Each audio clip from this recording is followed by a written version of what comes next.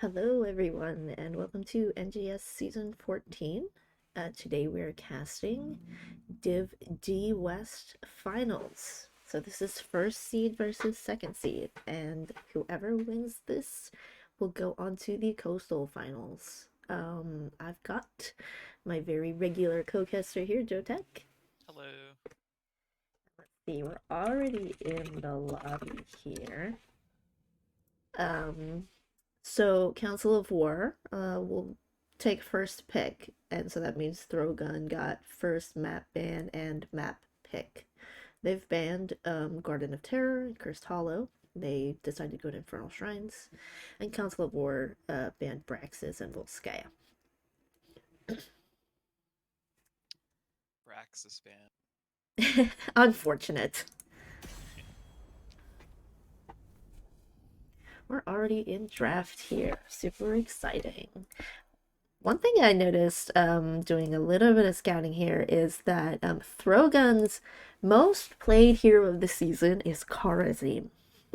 Oh, really? Yes, I love that. Okay, that's good. I Yes. don't care what kind of charism it is, I just want to see charism. So that would be awesome. I think then maybe it'll get banned. That's just what people like to do, but Yeah. let's hope it doesn't. Council of War's most played is Deckard, so I love seeing healers be their top most played. And I feel like you think about charism like a cleanse healer. Sorta, yeah. Maybe you think of him like a cleanseless healer. It's weird because he gets it at 16. Yeah. But, Yeah, a lot of people wouldn't consider that really a cleanse. Just, it's so late. Stukov. Already seen some healers.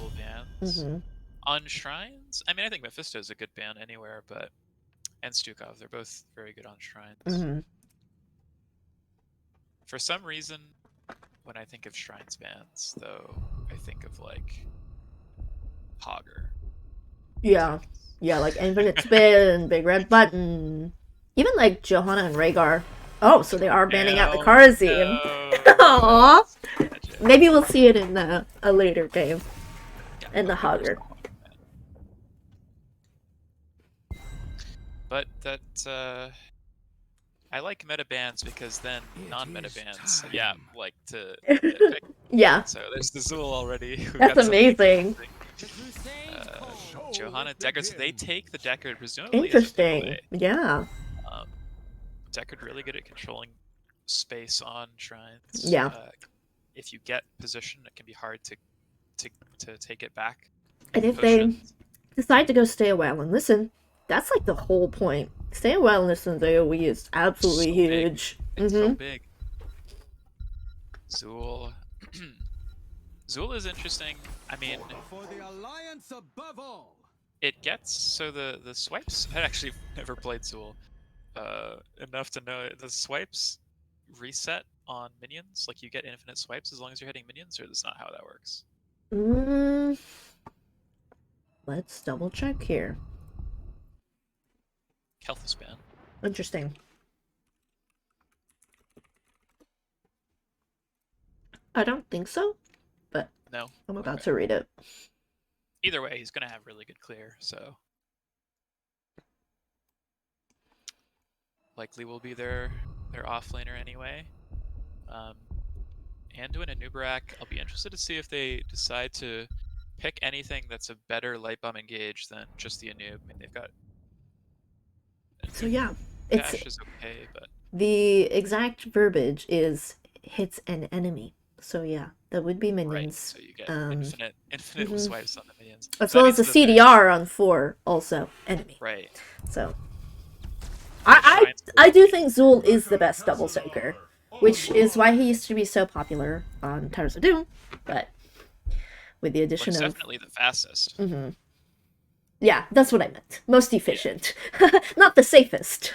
Yeah, not the safest, but definitely the fastest. Yeah, for sure. If he's just undealt with. These are a lot of fun picks and bans, like the Gazlo ban, double healer, Deckard and Tyrande. Love that. Yep. And I think now to round out Red's draft, they need something with a lot of threats, damage potential, because they've got all these picks that just kind of make space, but now they need that sustained damage, and some kind of a bit more wave clear as I was well. gonna say they look like they could use a bit more wave clear, so we'll see what they take. Yeah. Sonya. Wow. Okay. Okay. That's wave clear. Well, that's wave clear. Yeah. Yeah. They've got some shrine clear. They've got enough for sure. Not that that's the most important thing, but now that they just have a Tassadar basically as solo damage. They're from other sources like Tyrande and Sonya do damage, but It's it'll not be as consistent. Yeah. Yeah, seeing how they work around this. I mean, I'm gonna assume that it's gonna be Archon Tass. I don't know. Throgun's team looks very CC centric. So you've got Deckard with zoning, Tyrande with the stun, Sonya with the stun, Tass with the wall, Johanna. So I could totally see Black Hole coming into this game. Yeah, it's possible. Go ahead and put up a prediction here if anybody wants to bet their lines.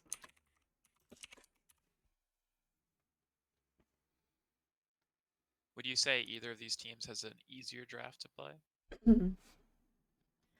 I would definitely say, at least upon first glance, Council of War would have an easier time.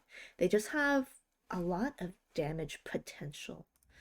I can see huge ults like Poison Nova and Ring of Frost and Gust all be very explosive. So, let me pull up the overlay here. Go ahead and introduce the teams. So for Council of War, we've got Cracklin on Falstad, Botu on Zul, Ender on Anubarak, D1 above all on Anduin, and Night Knight on Jaina. These are great names. Yeah.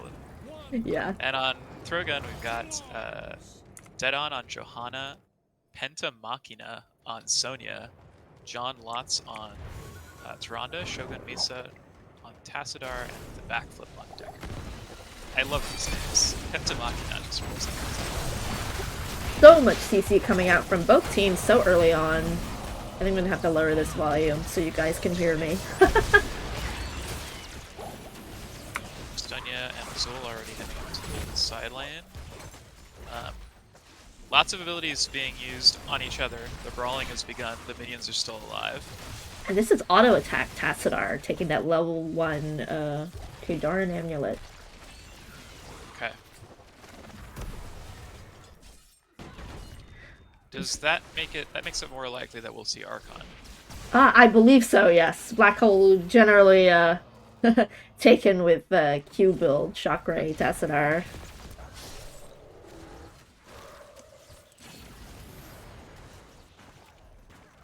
Zul double soaking, but Throgun covering mid soak for that Sonya.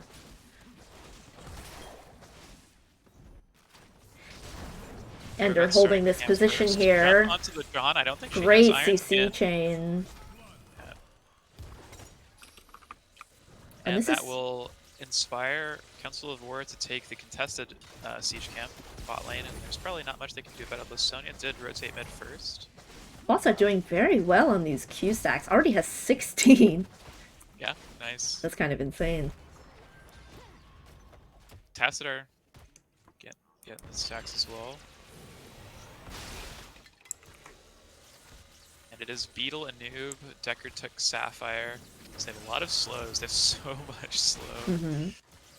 We are also seeing, looks like potentially trait build Tyrande, which would work really well with Tassadar for that 40% increased attack damage. Wow, and she did take the basic attack mark healing on level 4, which is really ambitious. I mean, you get a lot of healing if you can auto. Right. That, but it's kind of sometimes hard to get that value from.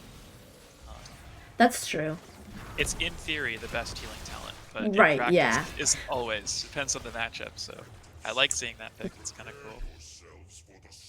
And we also see Ruby. We see Sapphire and Ruby. I wonder if So this is a that's 2 perfect gems gems on game. Maybe. So I will go ahead and scout out that bruiser camp, but they're getting some structure value mid here before the shrine comes up. Yep. Zool doing a good Missing job of chunking that bruiser. Is probably going to die soon. a little bit of soap bot here. Johanna And coming to first grab shrine it. of the game is up. So we'll see which team wants to step on it first. Already activated by Council of War, Ender on the points. And blue team probably looking to merge here pretty soon. To start the clear. Johanna just cleared bot and is coming mid. Sonya has to deal with that top bruiser, which is going to take a little bit, which is going to give Council of War a nice lead. They might choose to give, or they might choose to contest. Deckard walking into this bush, a little tricky for him, but able to zone out their team with Scroll of Sealing.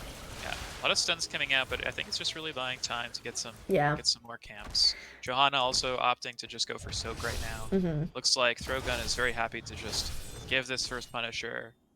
It's probably not going to do a whole bunch of siege damage.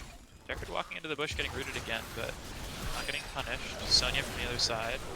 Interesting that now this is a 4v5. 36 on the side of Council of War, so they only need 4 more to finish this off. Zulu's gonna come in through the back here and try to finish the objective. Yeah, and he will do so. Nurek dashed in, so he's out of mobility, but will walk away top lane. Punisher already getting the jump triggered. So this should be a relatively easy clear. Zool is pushing bot, so he might get some wall damage. Nurek jumps on the back line. Tassadar is just standing. Eating a ton of damage from that Jaina. Uses the wall to block it off. Sonya getting so much lifesteal. She's really in there. Gets impaled and burrow charged. And she's alive. Wow. That's kind of insane. Yep. This whole time. Johanna B-stepping in bot lane. Oh no. Johanna was matching the Zool, so Zool didn't get a whole bunch of damage. Really not much at all. So it's a pretty good hold. Tassadar living is really nice for Throwgun. I mean, running double healer, it's pretty hard to get confirmed kills against that. And it's a full spin build. Sonya. For Sonya, yes, that's right. There's just a slight experience lead for Throwgun. They did give up that first objective for it. Tatsunar getting stunned, and he does go down to that CC chain. Deckard trying to make it out. Looks like they're gonna give up this camp here. Sonya and Zool clashing mid. What do you think of the Q build Jaina? When I see Q-Build Jaina, I think that maybe they're, just looking for those farther targets, just for the range. Or maybe they're scared to step up, especially into, like, a Johanna, but they have a ton of damage on the side of Council of War, so...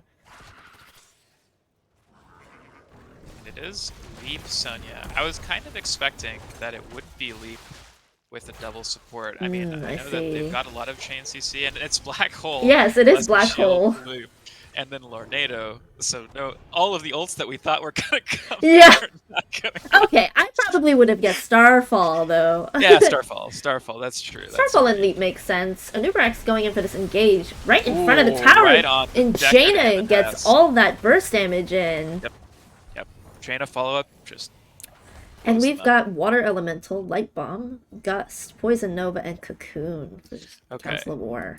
A little bit more, I would say, predictable ults on blue side. Right. But I'm really interested to see how they're going to use all these chain CC ults from Throwgun. Okay, they're just jumping on Sonya while she's camping. That's really good map awareness. Does leap out, but has to give the camp. Now Red's split, 3v5. Can't really jump on it. Deckard's in Sapphire trouble. is doing so much work to make sure these Scroll of Ceilings land, and he can get out, and his team can get out. Deckard saves himself and his team. Yeah, I was really expecting actually more of a hyper carry Sonya with a double support. Like, oh, really? Got the spell armor and just all the peel, like an unkillable Sonya. That's kind of what I was thinking they were playing for, but I mean, she's still going spin builds, and she's got the leap, Oop. so they can still support the Sonya and keep her from dying. But I mean, I think it's definitely interesting.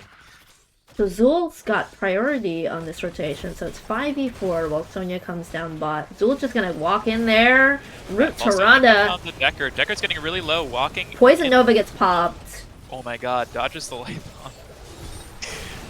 Okay, Johanna but does go down. Sonya's spinning on this Zul. She gets rooted. Black hole a little bit. Tyrande does go down to full sad, and that water elemental. So does Tassadar. Going to Deckard getting rooted here. Potentially the members of Throgon. Deckard alive. Mm-hmm.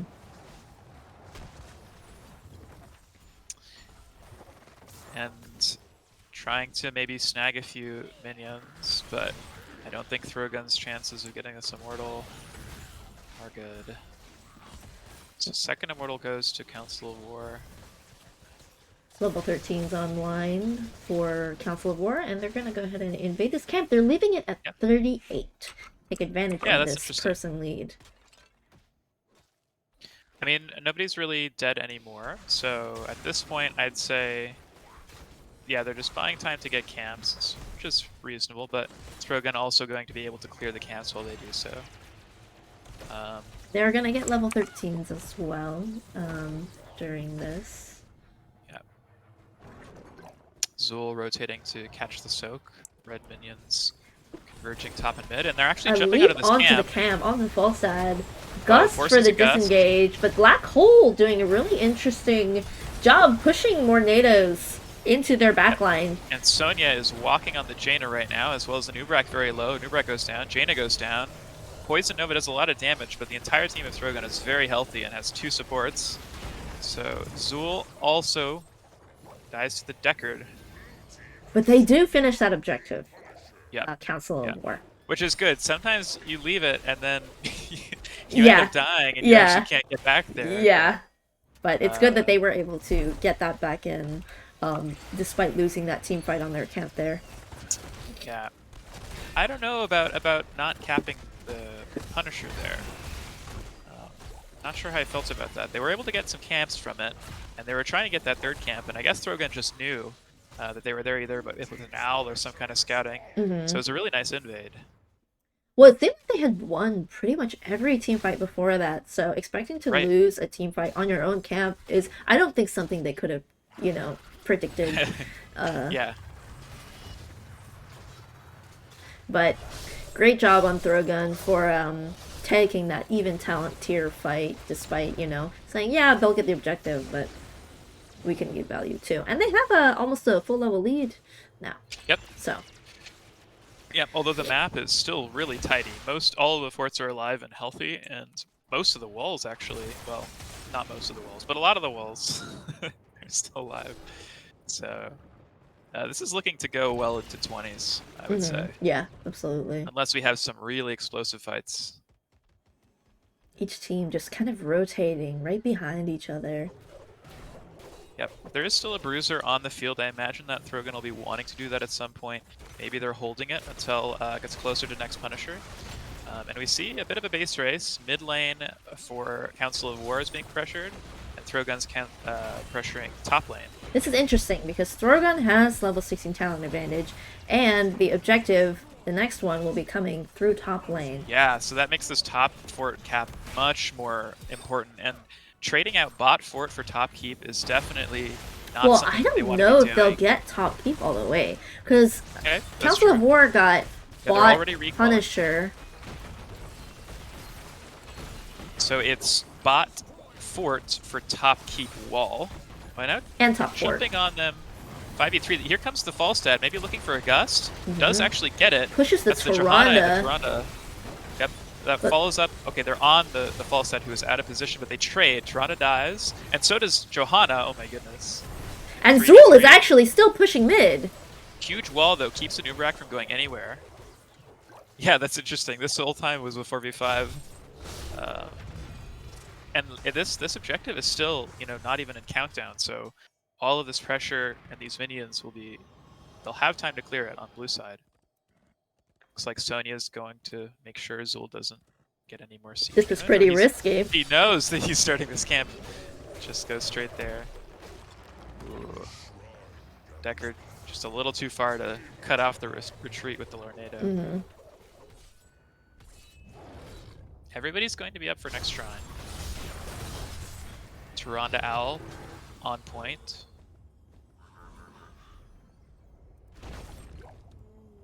And right now, the only camps that are up are for Throwgun. So they will opt to start capping them. Will they go for Bruiser before the shrine, or will they go straight there? Hard to say. Council of Wars Bruisers a minute and 20 seconds out from spawning once again, so they'll not be able to get it. But Throwgun just not getting their Bruiser and going straight to that point. Yeah. Getting this Punisher would be super good for them, considering its top lane. And now the fact that they can get onto Shrine first is so important. So that, yeah, Deckard's starting to set up the pots. They have opportunities to wall, and it's just really hard to walk onto this team, I think. So it's going to be interesting to see how Blue wants to try to get that space. 20 ghouls already killed. Lornado's being popped, making so much space. Yeah, oh and the my Starfall in while they're stuck in the Lornado. Starfall. Blue gets in its backline, pops Poison Nova, and is trying to do a lot of damage, but gets left alone. Yeah. So it looks like this Punisher is going to go to Throwgun. Now, will they cap it right away? I suspect they will. Take advantage of oh, And now they're gonna 39 it. are they? Go for their Bruiser. I like this. I like Do this because you? they're not in any rush to cap it right away. Might as well get that stronger push going. That's true with the camp. I was thinking that you could get some push while three dead. people are still responding, yeah, but it would be right about the time that it reached the tower, probably, that they came back as well. They might also be able to take Council of Wars Bruiser camp, since they're still responding.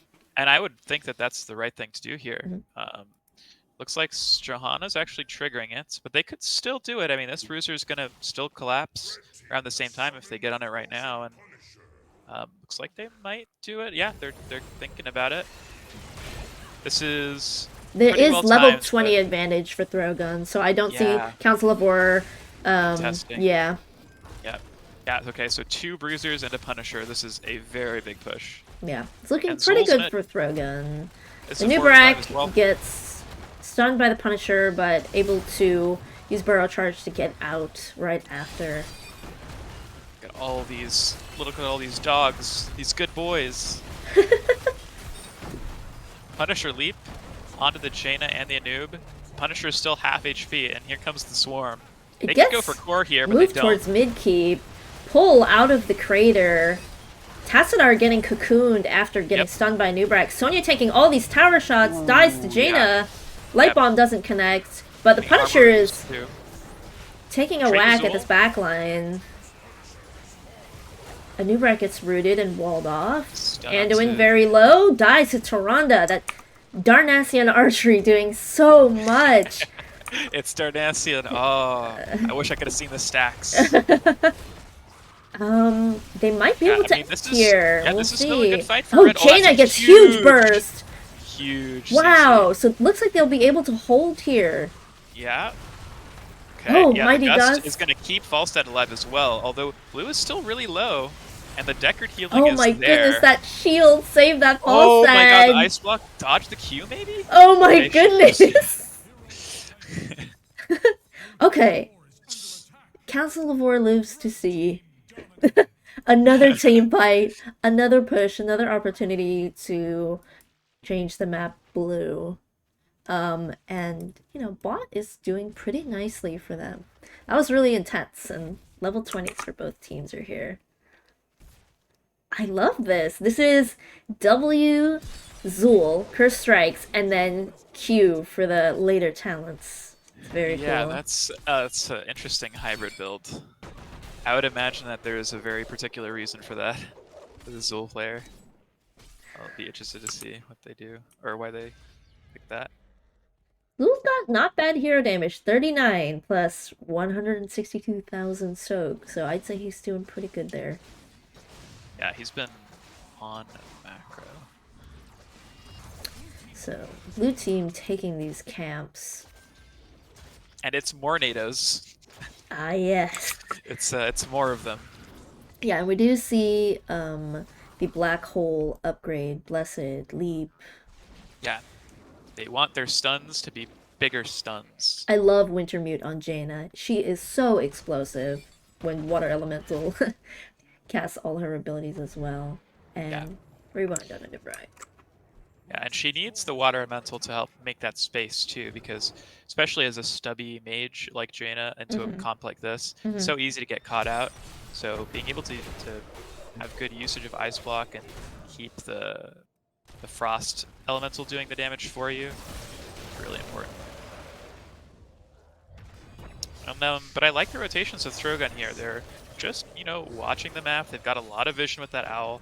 And they're always ahead on the starts of these base races. They're getting bot forward, and only just now has Council of War started working on top, giving them the opportunity to go take out this mid fort.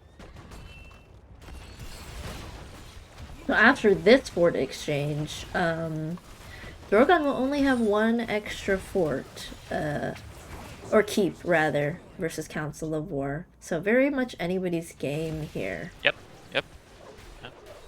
At this point, one Thorgun walks onto that point very confidently, and we've got the wow. light bomb burrow charge, but it doesn't connect. Yep. Wind Crater tunnel onto the Anduin. Oh doing my crazy. god, and everybody's just dead. That's so much damage. It's amazing how much damage you can get out by getting when you're still in the wind tunnel. And what? like It was just Tassadar. we're looking for the Tyrande Anduin here. Honestly, it happened so fast. It happened so fast. I didn't even know what happened. Like I saw the Tyrande ults, Yeah. and I think it was. I mean, Tassadar was there, so I'm guessing it was just a Q and a black hole, but I did not see everybody moving so fast. We may have to go back and watch that team fight because I did not see exactly what happened. But it does look so like fast. Throgun takes this very first game. Yeah, I think it was just Tyrande R combined with the black hole and then the shields, Mm-hmm. and then their dive with the noob diving with the light bomb that just Mm-hmm. squashed it. Yeah. Sonya had leapt onto the Anduin on the back line during that, so I was distracted. So Zul coming out with top soak here, as expected. Zul seemed pretty efficient this game, but Throgun really pulling it off in the micro. Yeah, and Sonya basically matching the Zul, relatively even numbers. Thanks for Yeah, really following, old math lady. I love that for you. Take a look at these talents again. So for the black hole upgrade, those in the center of black hole have their armor reduced by 20. So that could have contributed to the massive blow up towards the end there. Just like 3 Psy Storms on top of armor reduction and then the Ballistic Shield.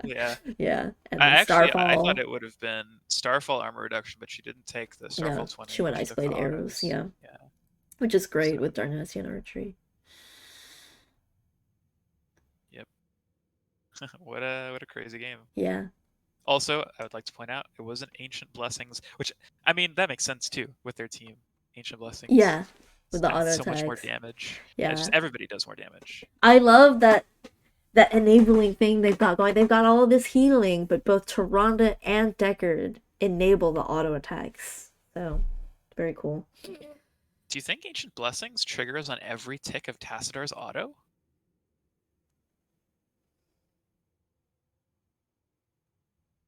This effect can only occur once per second, is what it says. Oh, so. Right. Okay. Still a lot. How's everybody doing on your limes? Everybody lost their limes. Nobody bet any limes. What is this? You guys are talking about the limes. Okay, let's update that score. Throgun picked that map and won it. I hope we get to see a game 3. Indeed. Be interested to see what map it's gonna be, although I'm sad it's not gonna be Braxis. I hope we get to see another double support game. I love double support. Yeah. I wonder if we'll get to see the Karazoom play. Or Council of War getting the Deckard.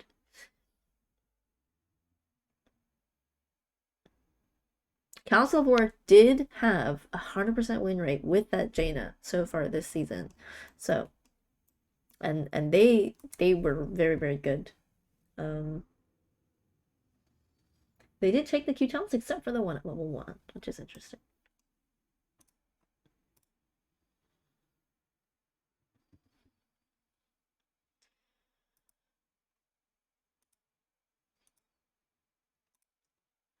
We'll see what the next map is.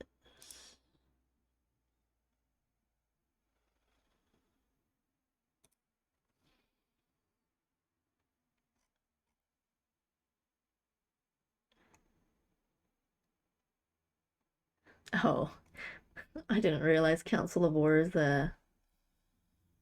initialism was a cow. That's why everybody's saying moo. Moo. That's adorable. Okay, looks like we're going to Dragonshire. Ooh. That's a good map. Oops. These are solid HOTS Pull maps. this back up. My bad. Yeah, it'll be interesting to see the rotations on this map.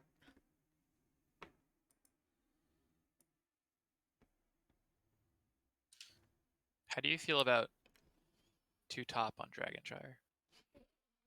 I think it's interesting, but the win condition for Dragonshire is usually mid or bot, especially bot.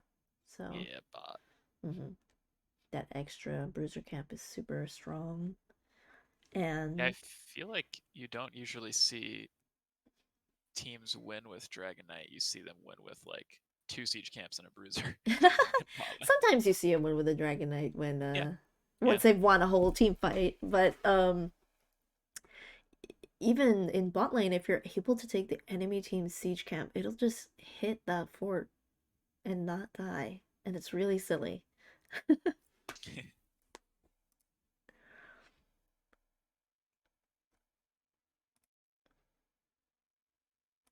And when you think of Dragonshire, what characters come to mind? Definitely Falstad, Brightwing, sometimes Rexar for that top lane. Where you can hold the shrine and also soak and fight in the middle of the lane, which is super interesting. One character that pros have been playing on Dragonshire recently has been Karazim. So I expect the Karazim ban. I mean, I think it's just because they Karazim's. Seven-sided for the dragon? Does that work like that? I think it does work like that. That's so interesting. Although I'm not sure, but I think it's mainly just because Karazim can like fill the space and camp really easily on the siege or go and support Oh, I see. mid.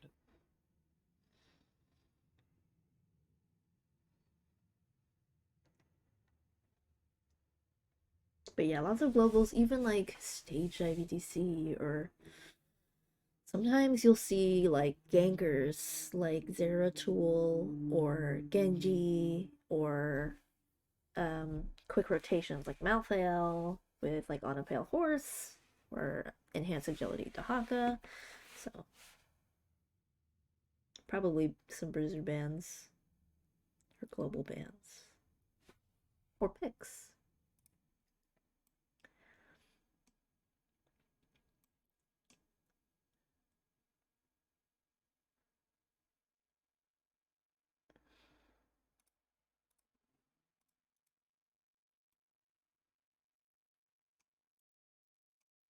So among the top heroes that Throgun plays, one, two, three, four, like near the top, like half of them are healers, and it's like Kara, Rhaegar, Uther, Whitemane, Tyrande. So what you're saying is they like double support. I'm saying, yeah, they either like it or they have a bunch of healer mains. You know, sometimes. I mean, I don't healers. know any teams with enough I'm healers. I'm biased. I think healers are the most fun. I think healers are the most busted. They've got so much utility and They're so sustain. good, Not all of them have wave clear though. So but some of them do. some of Some of them them have great do, wave clear like Rhaegar. and Ariel, True. and I guess that's it. Uther Uther's okay. with It's not what awful. is that called? Brightwing's not the worst. Holy fire? Is that what it's called? Yeah, Holy Fire. Brightwing's Um, okay because she can do it and then just pop into the team. yeah, So. it's that global. Mhm. But I've seen Brightwings with top siege. You know.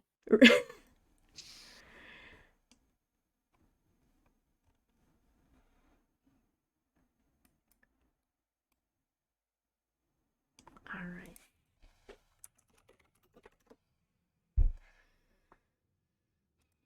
We'll see with the draft how this game may turn out.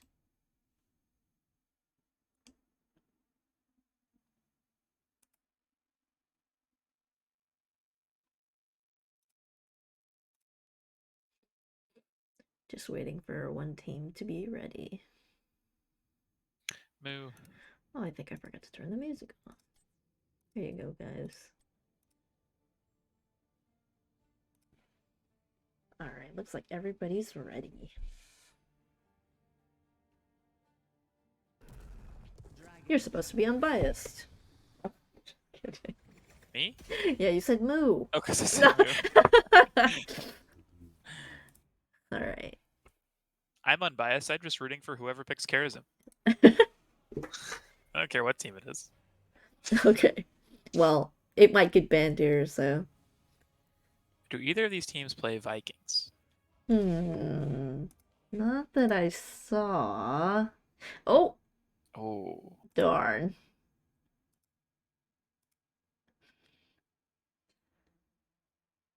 never mind. Has been called. Whoa, they're switching sides again. I'm not sure. I guess so. Well, I don't know the NGS etiquette for who gets red side, who gets blue side. When you're setting up these drafts, I just go with the float. Not many maps have asymmetry though. Like red side, blue side on Dragonshire is exactly symmetrical, right? Mm-hmm. Whereas red side, blue side on Braxis is not symmetrical because they Or like have. Cursed Hollow. Yeah, it's like. Yeah, well, I mean, it Mhm. is still symmetrical, but it's not symmetrical how people play it, I guess. Right. Because there's no real reason for everybody to go bot on Braxis, in theory. Is there? Um, well, the thing is that they're not like there's a top and a bottom too. So like if you've got top objective near top boss, it's not symmetrical in that moment, right? Mm-hmm. Let's see. We're back in draft. Okay. Charism. Let's go.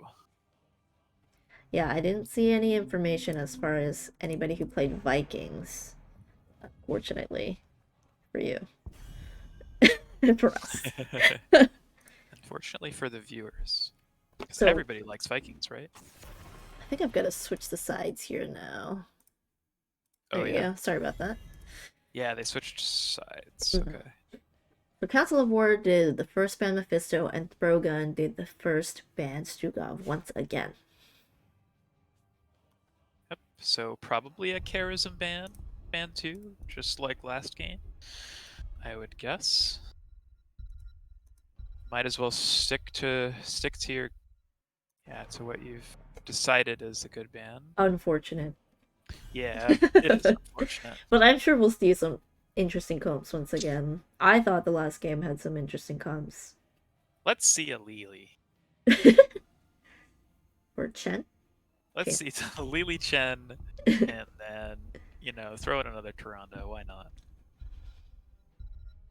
I do love an auto attack Tyrande. Anybody who knows me knows this. So B. And Johanna this time. On a ban. What did they ban last game? Hogger? Yeah, that's right, on Infernal. It begins. But now Council of War has the Deckard. Their most played, yes. They've got nearly a 90% win rate on it for the season. I mean, it's hard not to have a 90% win rate when you play Deckard. I think there's quite a bit of nuance to Deckard with your talent choices and when you use your zoning tools, your Ruby. Oh, they're matching! Zul'jin and Rhaegar. I love skin synergy. Yes. No, Deckard's a hard character.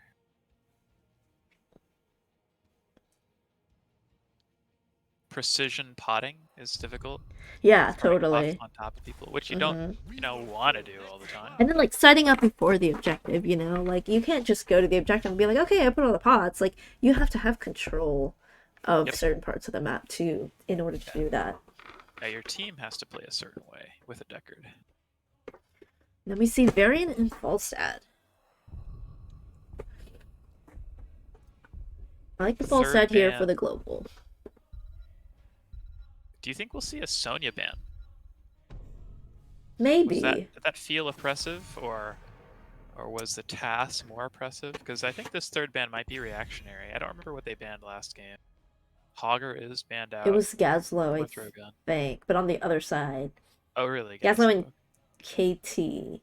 KT, that's right. Okay, so they do ban a Tassadar. Yeah. Which is surprising because they've already picked Zul'jin. Yeah. They could go either way, though. I mean, with Zul'jin personally, double support. My opinion, you go. Yeah, I'm kind of thinking that. So I'm wondering what else they'll take. So we've got ETC getting picked up, 4th Brogun. Yeah, but they'll need wave clear, which, I mean, they have Rhaegar, which is good. Yeah, and Rhaegar is pretty decent on the camps as well. Yeah. And camps are super important on this map. Leoric instead of the Sonya this time. Yeah, picking Leoric blind as the offlaner on this map is tricky, but... Zul, once again. Hmm. It's another double soaking map, potentially, so... Zarya! There it is! The double support! So cool. That's so cool. That is very cool. Because what's so interesting about Zarya and Zul'jin is that you can pop Tezdingo, and then she can shield you right after it ends, so that you don't just get immediately picked off. Right. Yep. You can do the shield, which buys time for Ancestral. So, it's really cool. Yeah, they're going to be able to keep the Zul'jin alive, and, I mean, they have taunt, mind control, but I don't know if they have enough CC. Alright, so I'm going to go ahead and put this prediction up for you guys. I'm going to leave it up a little longer. 5 minutes. And this will definitely be an interesting game, I think. Yeah.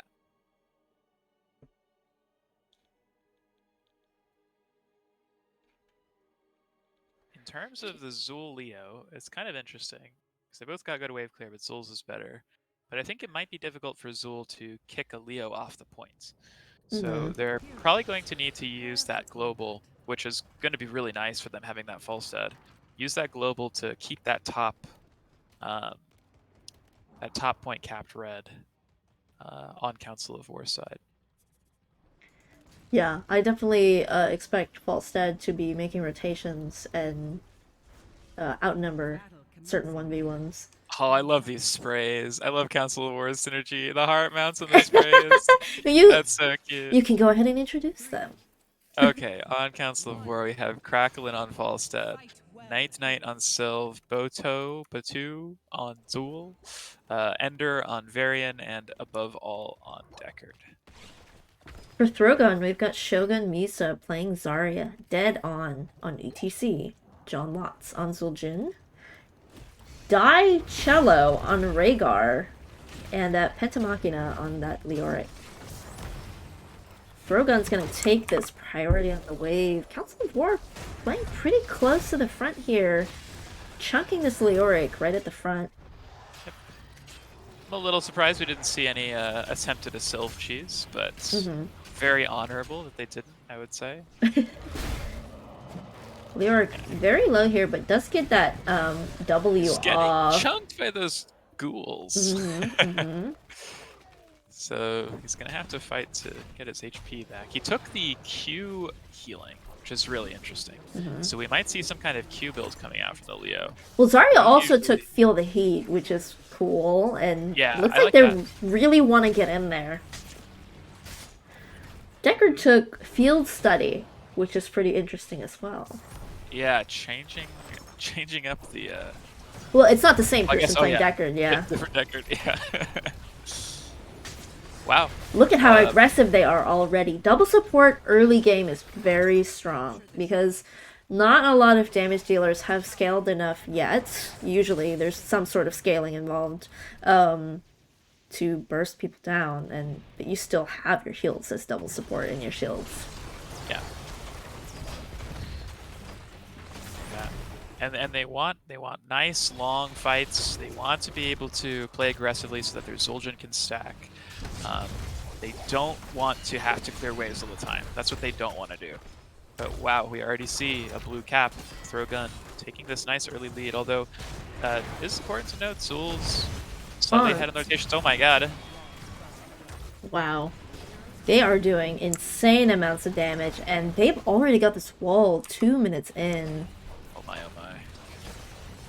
Yeah, this is really good for their scaling team. They're all pink and purple. It's so cute. And it looks like they have to give this Dragon Knight, although Falstad's seeing in, and Sylva's capping. Okay, so they stalled this really well. Yeah, that's a good stall. It's W build Falstad. That's interesting. It is interesting. So we're gonna retake top for a bit. Jumping onto the Zarya, getting low, no shields, but that is all of their follow-up for now. So Zul caps top, while Rhaegar caps bot, so neither team has control of both shrines. Yep. Zarya going mid to cover, and Council of War, or sorry, Throgun has their camp up. Ooh, jumped onto the end, onto Ender, tank getting low. Will fall. That Feel the Heat value is so insane. Zarya is topping the damage charts right now. Yeah, she's been full energy this entire game. And this is just going to enable them to take this camp here, and she continues to maintain her energy. And what's the Zul'jin stacks looking at? Like, they are. 25. It's recklessness. And they're just pushing in with this bruiser. ETC is going to cover the mid soak. So they're making sure they're not losing the levels. Onto the Zul'jin. They are trying to chase him down. Gets rooted by Deckard. Already got shielded by Zarya. Sylvanas ease in, but now she doesn't have an escape. Will the potions keep her alive? Oh my god, the Qs do so much damage, but she will stay alive. And the Dragon Knight comes walking down to join the fights. Taunt into Zarya is not going to be enough. I was a little worried that she would still be taunted when Varian got kicked. But this fort is going to go down pretty early. Ooh, knockback onto this. But not too far. Yeah, no follow-up though. We'll get out. That looked like it was going to be bloody, but it wasn't. But they got the Dragon Knight. Look at all those rubies. Yeah, Varian going in. That's so a dead cool. Zarya. Zul'jin also very low, and he doesn't have Tazdinger or anything yet. Gets slowed again. Falstad gets knocked back by the Dragon Knight. Nice peeling. Might actually keep him alive here. Ooh. I think the Dragon Knight saved him. Nice knockback by the ETC. So lots of experience lead on the side of Throgun. However, Zul is getting more experience, as these numbers show here. Bruiser getting capped and Siege getting Yeah. invaded. Just jumps, yeah, with the 10s, right? What are you going to do about it? Manages to catch the Varian with the Zarya ults. Those level 10s are Graviton, Entomb, Bloodlust, which makes sense having Zul'jin, Taz Dingo, and Moshpit. Schmitz. Yep. 3 ogres gonna start sieging bot while they have level 10 still. Although 10's gonna come shortly for Council of War, and that will give them opportunities to start making their way back into this game. Between the Gust, taunt onto the Zarya, she gets low, pops a shield. Lots of rubies though. Mind control onto that huge sleep, level Zul'jin. 10s. But Zarya is still alive and kicking, gets a kill onto the Sylvanas. The Zul flank hits This a huge poison Zarya nova. finally dies after tanking tower shots, getting slept by Deckard, getting a counter kill. But now Throgun is very low and outnumbered here. Pops the Tazdingo, gets the Falstad. Oh my gosh, the stacks. Leoric is here now, so Zul is alive and they don't have damage, so 3v3. Entomb onto that Deckard, but there's a little bit of target focus miscommunication maybe here. Yeah. And Zul just leaves. Zul just leaves. Sorry guys, I gotta soak. I gotta soak. Yep. And he does have to soak. Yeah, thanks Riot for gifting Jakey a sub. That's so sweet. And Bunker Fun Time for the bits. For any of you who don't know Riot, he is NA's best Ariel. Yeah. Unstoppable. That's a purge, huh? I mean, this is just Deckard all Sleep stacking comes time out. for Zul'jin. Oh, Gust still leaves them sleeping, which is interesting. Yeah, Graviton on that back line, but the Root able to peel. I love it that when healers can peel. I'm not gonna make the joke. Blue caps forces Zul to puppy guard the mid, which gives them time to get the bruiser bot lane. Falstad flies to get that cap top so they don't have to sit mid all game. Makes sense. But they do have to deal with this bruiser, and both siege camps are coming up very soon, so Council of War could decide that they want to get a nice big push going on lane. Thank you for the follow backflip. I see you've rotated out for this game, but hope you're enjoying this. I love that Zarya can just tank tower shots, and it's advantageous for her. Yeah, and it's a good thing. Yeah. Okay. Well, here Council's gonna The split mind and gets control onto that the Zarya. Or she might just die Pulls here. the Graviton with oh my God. 4 people Huge in it, Graviton and the on mosh! everybody. A 5-man mosh! Oh, But Lord. what's gonna happen here? Okay, Zul's just Council of doing War so is much going damage. down, but the Zarya's still alive. So much damage. Gust for the disengage, so that's gonna save Deckard and Falstad. But we do my have God, the and they got dragon from the dragon. Leoric. Do they just go bot? Do they just like... I mean, this camp was pushing this entire time. So we may be looking at a 10-minute game here. We'll see. Yeah, hard to say. Council of War is going to be up, though. And Throgon has very little HP right now. And they've got Bloodlust, so no burst healing will be saving somebody super low. Leoric looks like they're just going to go mid instead. But Yeah. bottom keep did go down. They're going to decide to get as much structures as they can, not go for core. It's very early to make a core call, but that was a great fight. Taunt with the Zarya again is going to be able to get a shield and then Graviton gets the catches Zul. the Zul.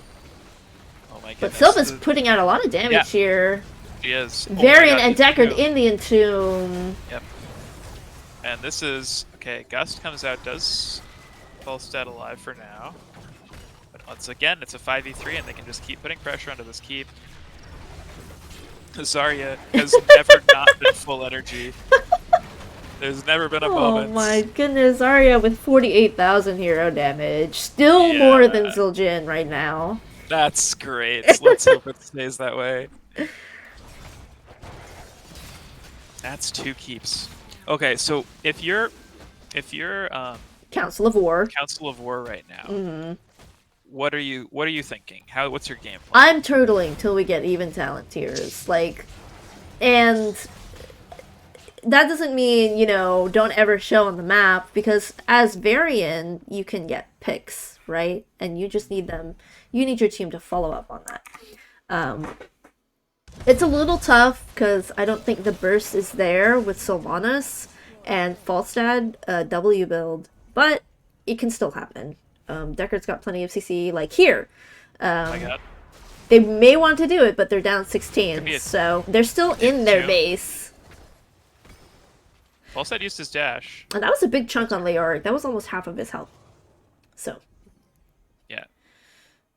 Yeah, they're definitely wanting to at least get 16s, but Mm-hmm. I mean, I feel like when you're in a position like this, you don't want to fight down a talent, but you do want to fight. At some point, you need to fight because Right. you need to close that XP gap. Exactly. And you can't just let them get another Dragonite. And they've So- taken every single camp on this map. The whole map is blue. Yep. And we're gonna have 2 more just Mhm. marching down these side lanes. So at some point soon, Council War is going to have to pull the trigger, and they might choose to, use this global to do the ring around the rosy and never let blue cap while they clear, which I think is pretty reasonable. They want to get 16s, but it's going to be hard. They're going to have to play this really safe. Right, Yeah. and there is a camp pushing top, and you don't want to lose every single structure, but if you have to get an even team fight, Yeah. we'll see. I mean, right now, if Throwgun wants to fight here, 5v4, this is what they Knew want. somebody was capping top, but Leo is now rotating, so Yeah, I think this is where they want to fight. If Yeah. ever they wanted to fight, it's here. they picked their 16s. Leo also is looking to fight. Tomb on the Deckard. Is it going to be enough? Huge sleep, but the gust knocks them back. I don't think they can follow up on this now. That's all their disengage. Council of War still looking. They're not wanting to give this up for free. They still have it capped, so they don't have to worry about the DK yet. Ooh, Ooh, sorry, Graviton ult whiffs. doesn't That's really connect. nice. And Zul walks in with the Poison Nova. Actually gets a lot of damage. This could be what they're looking for. Maybe get some There's swipes and some resets. Tons of those rubies, tons of this is an AoE unkillable damage. Zul. That's what they need. That's exactly what they wanted, yes. Yep. Leoric Pop's unkillable, but that's not going to be enough. He's going to die. Zul'jin. But this Bruiser camp, no, it's okay. I was just, it wasn't Leoric. But Leoric tries to take that dragon right before the cap, doesn't quite make it. The wall gets taken down by that Bruiser camp. And now Council of War can take some map control back. They're sending Zul to clear that. Sylvanas to get this Bruiser. They're still 2 levels behind, Yeah, which is somehow rough. Still. Okay, Falset has Gust for the camp. This is so- really interesting on Throgun to contest this while they're doing the camp. Yeah. But this is still 3v4, but get the That's a- Mosh? yep. Gust is still up, but they get the Varian. Yeah, Varian was super chunked while contesting for that. So And now Lul's gonna... somehow, although they had the time to clear, the map is still blue. They have 20s, and DK is just sitting waiting to be channeled for a throw gun. So not out of the woods. at So all we've got these yet. Silence, Graviton Surge for Zarya, Bloodlust Upgrade, Storm Shield for ETC to keep their sustain going with that double support. Buried Alive, which is super strong as well. At this point, I think Council of War has to take a fight down 20s. I don't see them being able to stall long enough. I don't think they can stall long enough to get to 20. But they could try. They do have that global. Yeah, it's true. And so Leoric is showing top here, but not the rest of Throgun. He is going to cap that altar. So I wonder if Council of War is going to contest this dragon. Yep. Probably going to get some kind of skirmish here. Varian delays it for now. Big totem slow to zone Nice them out. roots by the Deckard. Doing a good job of interrupting for now. Here looks like the 5v5 is going to happen. Oh my gosh, a 4-person my Graviton God. Surge with a Buried Alive. That Oh, is trouble. no. Oh my goodness. That's the longest silence of all time. I've never seen a longer Insane. silence. Ender's on the run here. Dragonite capped by Dead On. Going straight for that core, presumably. The red team's core is in peril. Wow. What a great team fight finish if you're a throw gun fan. Yeah. Yeah. Zarya ults into Tomb. That's all she wrote. Insane. Yeah. Well played.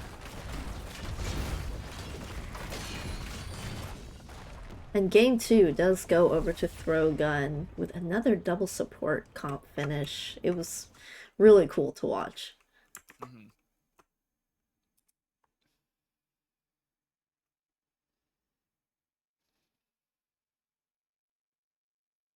Zul'jin did end up taking top damage at the end there. Nice, nice, nice. He had to pop that testing go, you know. Mhm. He does have most of the kills as well. Wow.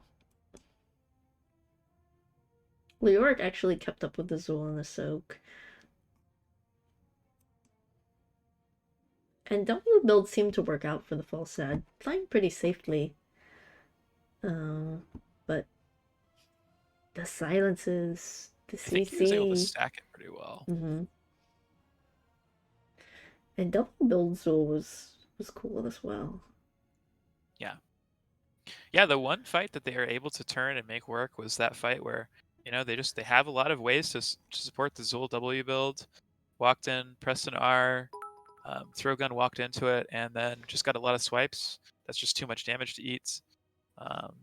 They can't kill a self-healing Zul with a ton of rubies at his feet. But overall, the combos had to go to the Zarya plus Mosh / Tomb.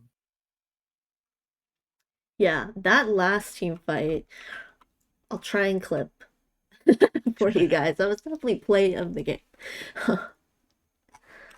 Let's see. I will try and contact Shogun Misa to see if they'd like to do an interview.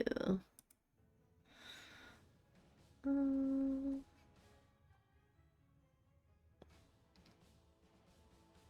go ahead and just do this through here.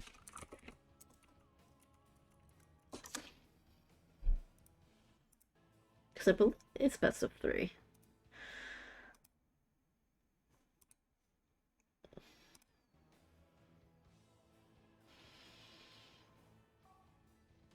Is I'm not entirely sure, so I'll double check if it's best of 5. yeah. It's finals, so I don't know. Maybe it's best of 5 in the finals. Let me double I check. actually don't know. I wasn't actually informed if it's best of 5 or not. Google No, next. no. If only it were that simple, guys. I think it would. Oh my goodness. FAQ, right? Yeah. Just give me a sec. Yeah. I'm not a mod, so generally I don't. I don't get to say, oh, they pick first or they get map pick because I'm not allowed to do that. So I just leave usually the details, but this was an important detail that I should know.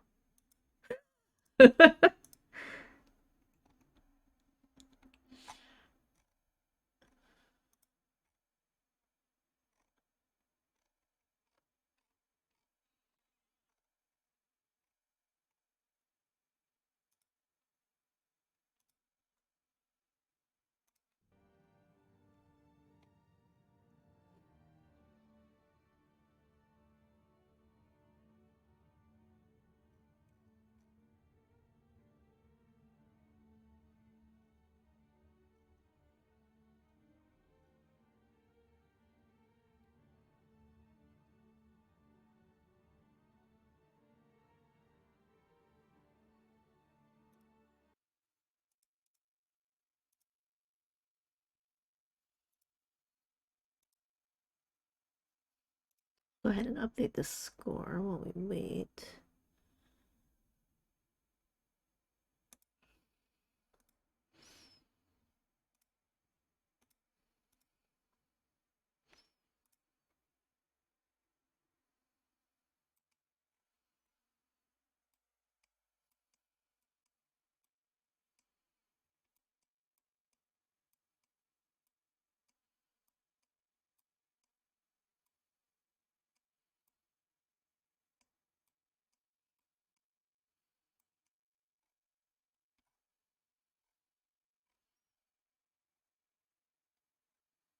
Oh, it looks like it's best of 5. I see a post. Tomb of See the a Spider. post. Okay, okay. Oh, okay. My One more bad. game. We are gonna get a game 3. Not. It might not just be one more game. That's true, but we are gonna get a game 3. All right. So I need to update this. It should be this one. There we go. And it's Tomb of the Spider Queen. Oh, how exciting. Will we ever see Kara's team?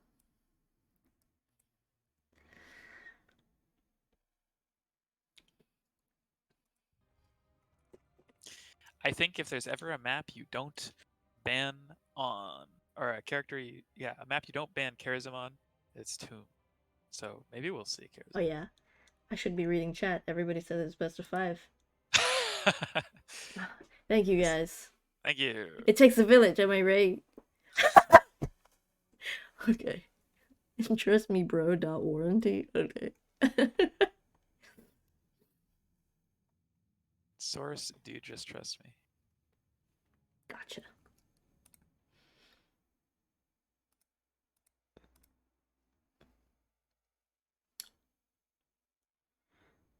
I mean, now I gotta, after that emotional swing, I gotta Right. start rooting for the reverse sweep.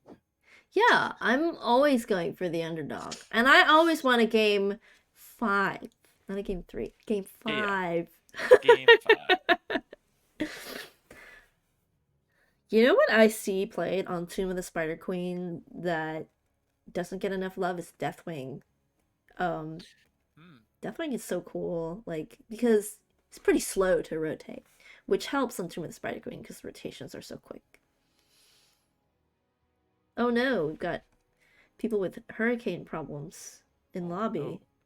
Rip Hurricane Nicole. Hope you guys are safe. I've got family in Florida and on the East Coast, so.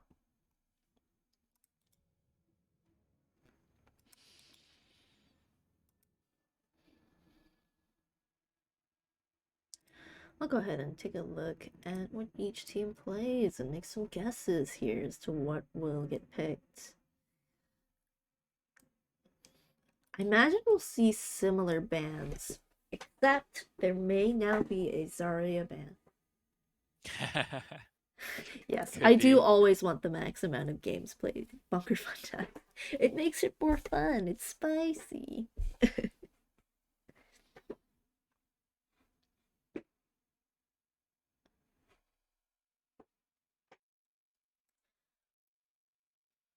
So in that last game, Dead On had swapped for the backflip for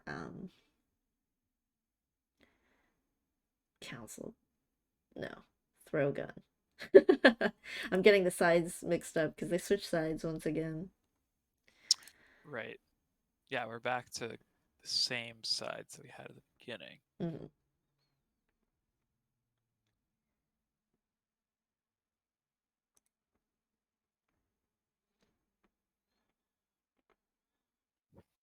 This is a pretty good Leo map as well, so I wonder if either team will pick, deny, ban. Same with Johanna.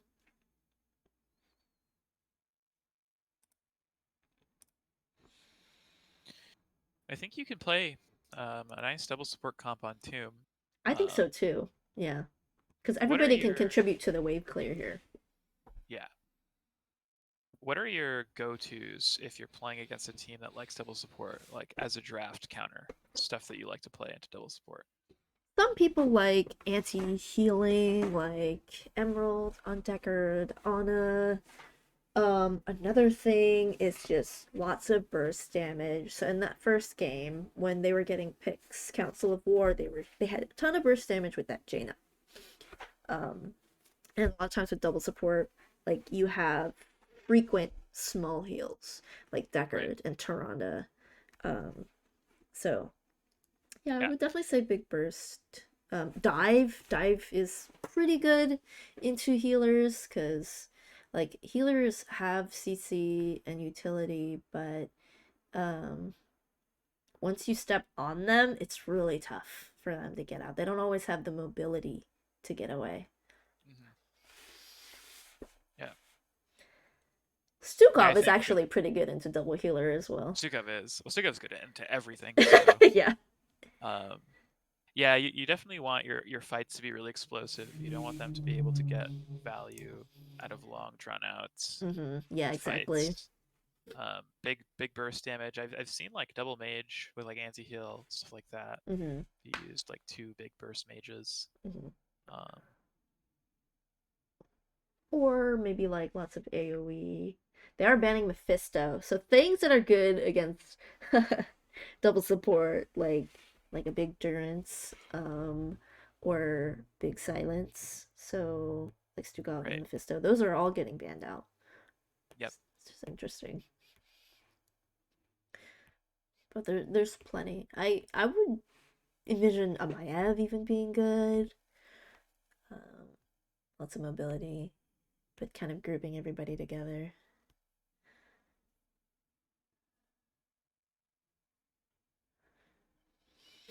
Yeah, another way that I have seen people deal with double support comps, this is more map dependent, but I actually think it's really good, is if you pick really split pushy teams.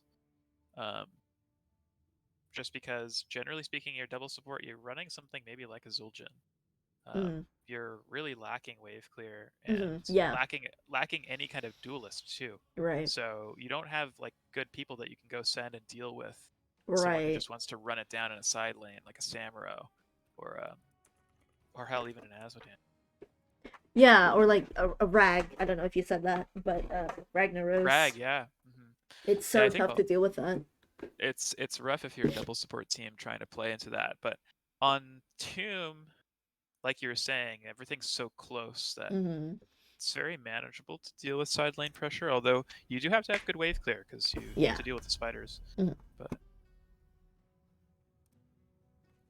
all right, game 3. Will we see the same bans? Will Zarya get banned? This time we know for sure it's match point For throw gun. for throw gun. Right. No Karazhan ban, please. Maybe they don't ban Karazhan because they take it. The ultimate ban. Maybe. So we are seeing Mephisto banned for the 3rd time in a row. First ban on the side of Council of War. Same with Stukov. Yeah. Yeah, it's interesting. I think would have been probably smart if they had a Stukov player. I don't know if they have a Stukov player, but like you were saying, Stukov's good in double support. Could have chosen to keep him up, take him away. But Stukov's tricky if you don't have a good Stukov player. Best to just ban him out. Ooh, got the Zarya ban. Oh, I've switched the sides up again. Yeah. Yeah, they did switch sides once again. Okay. Throw guns on red side. They're banning that Unibreak. Okay. I'm taking the Johanna. This is a very strong map for Johanna. Because she's safe to help wave clear and collect the gems. Ooh, white mane. Joe also has some anti-heal. Oh, that's right. With Punish, it's about 35, right? 35%. It's okay. White mane, to me, I don't know about you, but to me, when I see white mane, that screams double support. White mane can do it all. She can solo support. She can double support. Deckard. Another Deckard game. So this is looking to shape up into what Throwgun drafted in game 1. So far, I mean, I doubt they'll pick like Sonya as well. You never know. Deckard Joe. So imagine they're feeling all right about their draft so far. Li Ming. Interesting. Li Ming. I wonder what kind of Li Ming we'll see. Yeah.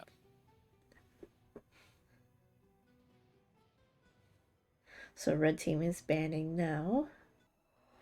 We'll see if they ban something that... Okay, so the Falstad. Crackling did play Falstad those first 2 games. Both Q and W build. I wonder if Council of War is going to play like another big bursty mage and just say, you guys have to walk in to these turn-in points, and we're just gonna 100 to 0 you, and you can't walk through Johanna Deckard. Oh, there's the Garrison band. I'm surprised they didn't pick it immediately. Instead, they went for that white maid and Yeah, Leo. yeah. Oh, it could be that they just don't want to pick it on Tomb. Cho'Gall! Okay, this might be double support. Yeah, it very well could be double and support. instantly locks Tychus for that % damage counter.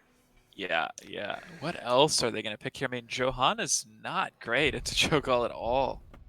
And I would say neither is Deckard.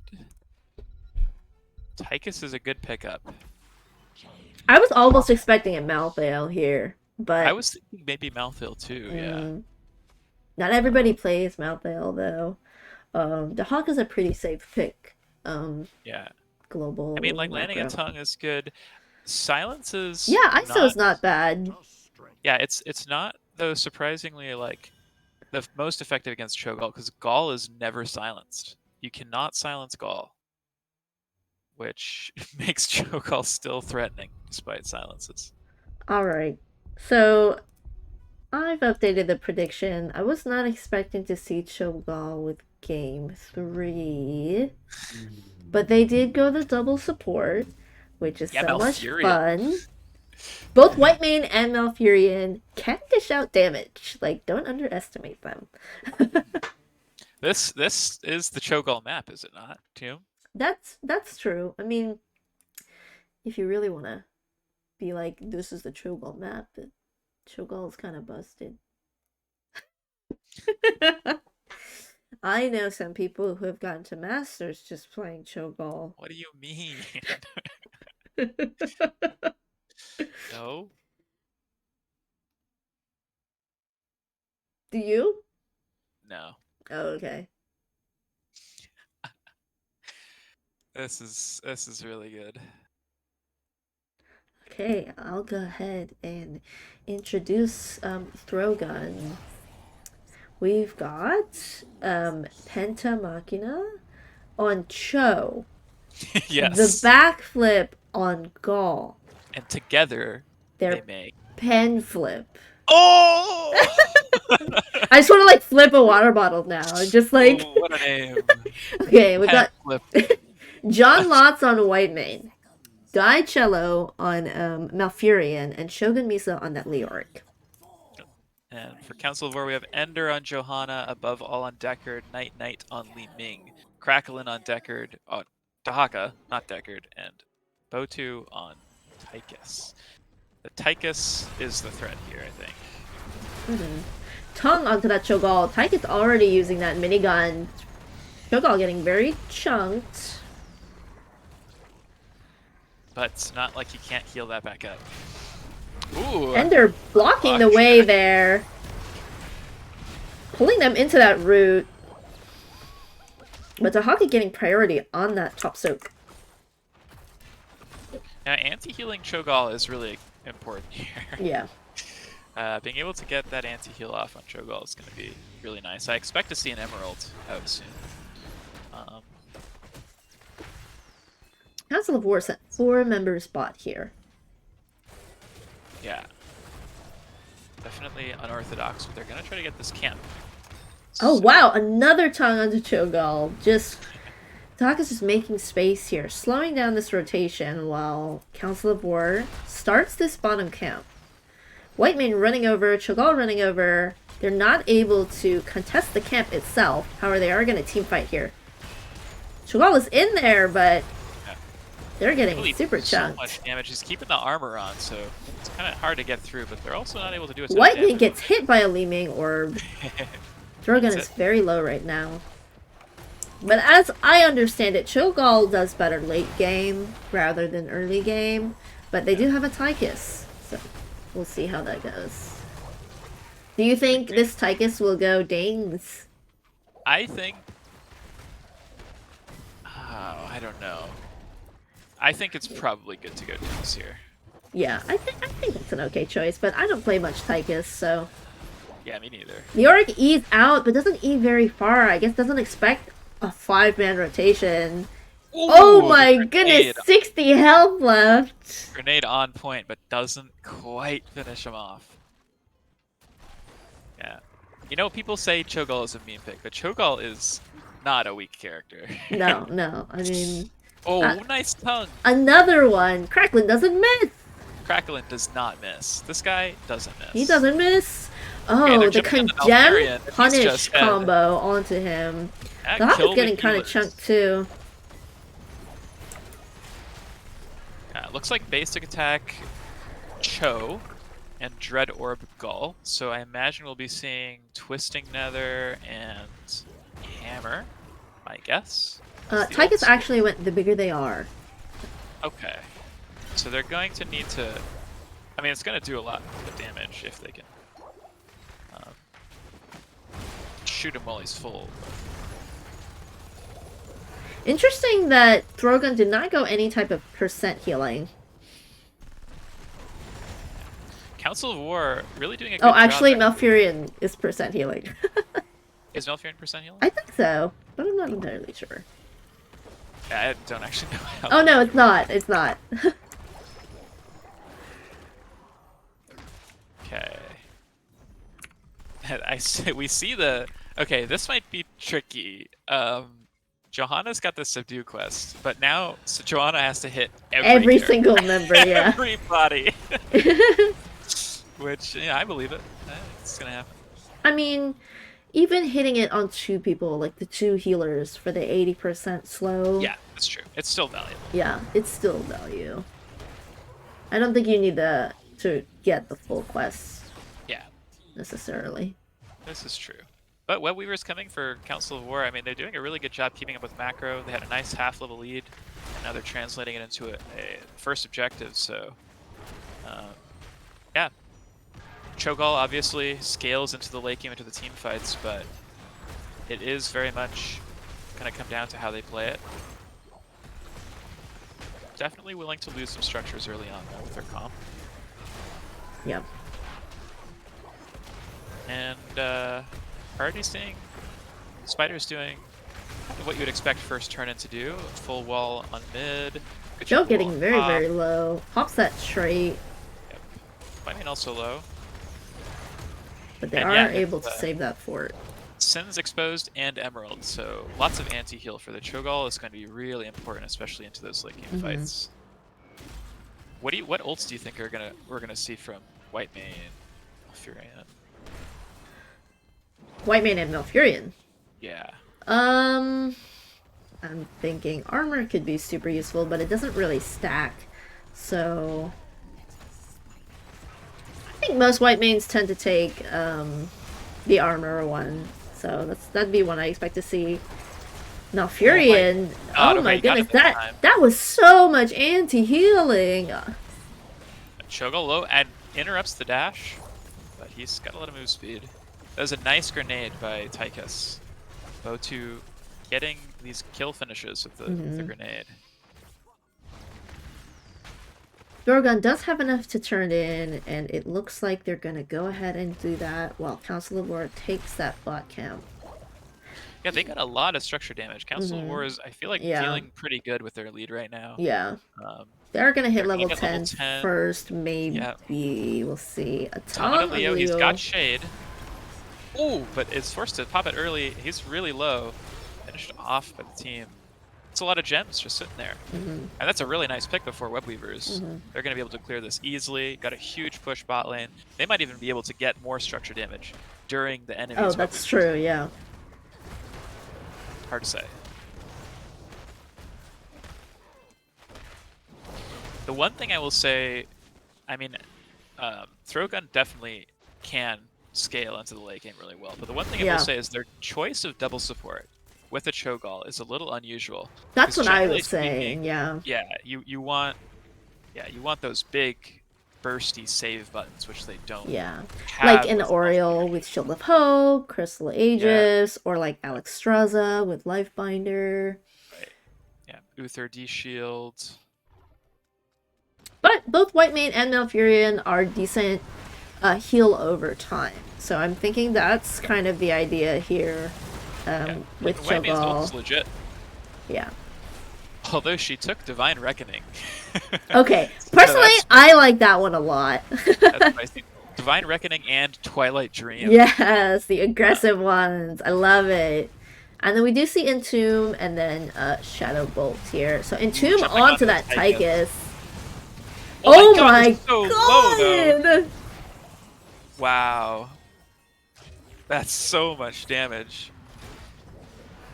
I think you're pretty happy with that trade. Yeah. I mean, and you get the turn in. Look at how many gems Johanna's holding. Yep. Yep. Only Joey needs to turn in. Okay, Cho'Gall jumping onto the Li Ming. She's kind of in trouble here. Not gonna go down though. We do see Blessed, another Lornado game, which is fun. Disintegrate, ISO, and Odin. I was expecting to see ISO. ISO on Cho'Gall would be pretty big, I think. Another set of blue web weavers coming in. I'm surprised to see the Shadow Bolt volley for Gall. That is, that's more of a structure damage ult than a team fight ult. So. So Leo trying to defend top here, and I love watching this Tychus play. He is super, super aggressive. He knows he can trade out with these tanks. Yep. So they're popping Odin in this top lane with a pretty healthy objective, pretty healthy web weaver. Yeah, and I don't know if they're going to want to stop. I mean, they're going to get 13s here really soon. They might want to keep pushing. I mean, they won't have Odin, so... Yeah, wave clear is pretty rough on the side of Throgun. And these fighters are healthy, or at least this fighter in top lane is healthy. And Dahaka can Z in if it feels like the fight's going to look spicy. Entomb misses, but they're jumping onto the Deckard. Johanna kind of low, does pop Iron Skin. Deckard getting run down by the Dahaka. ISO hits the Cho'Gall. A big ult by the White Mane. White Mane's getting a lot of healing, but Cho'Gall's really low, goes down. And I think this is a cleanup. Johanna dies, but trades for the Leo. They could go boss, potentially. 16 seconds. Most likely, They I have think the that's clear what they'll for it. do. And they still have their healer, so nobody Yeah. should die here. Yeah, Throgun knows they're doing it, but I'm not sure they're going to want to contest.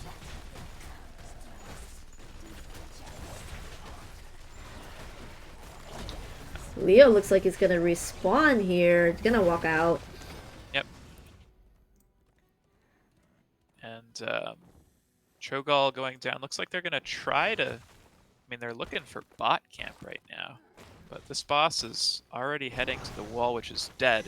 It's heading to the keep. I mean, I think if you can get the read on this as Council of War, you can just send everyone down a lane. I don't think they were expecting that to happen. I think they expected I wouldn't Throgun either. to be waiting at the keep to Yeah. defend it. But I this wouldn't keep is either. most likely going to go down. This boss is just whacking away at it for free. Li Ming pressing her funny button.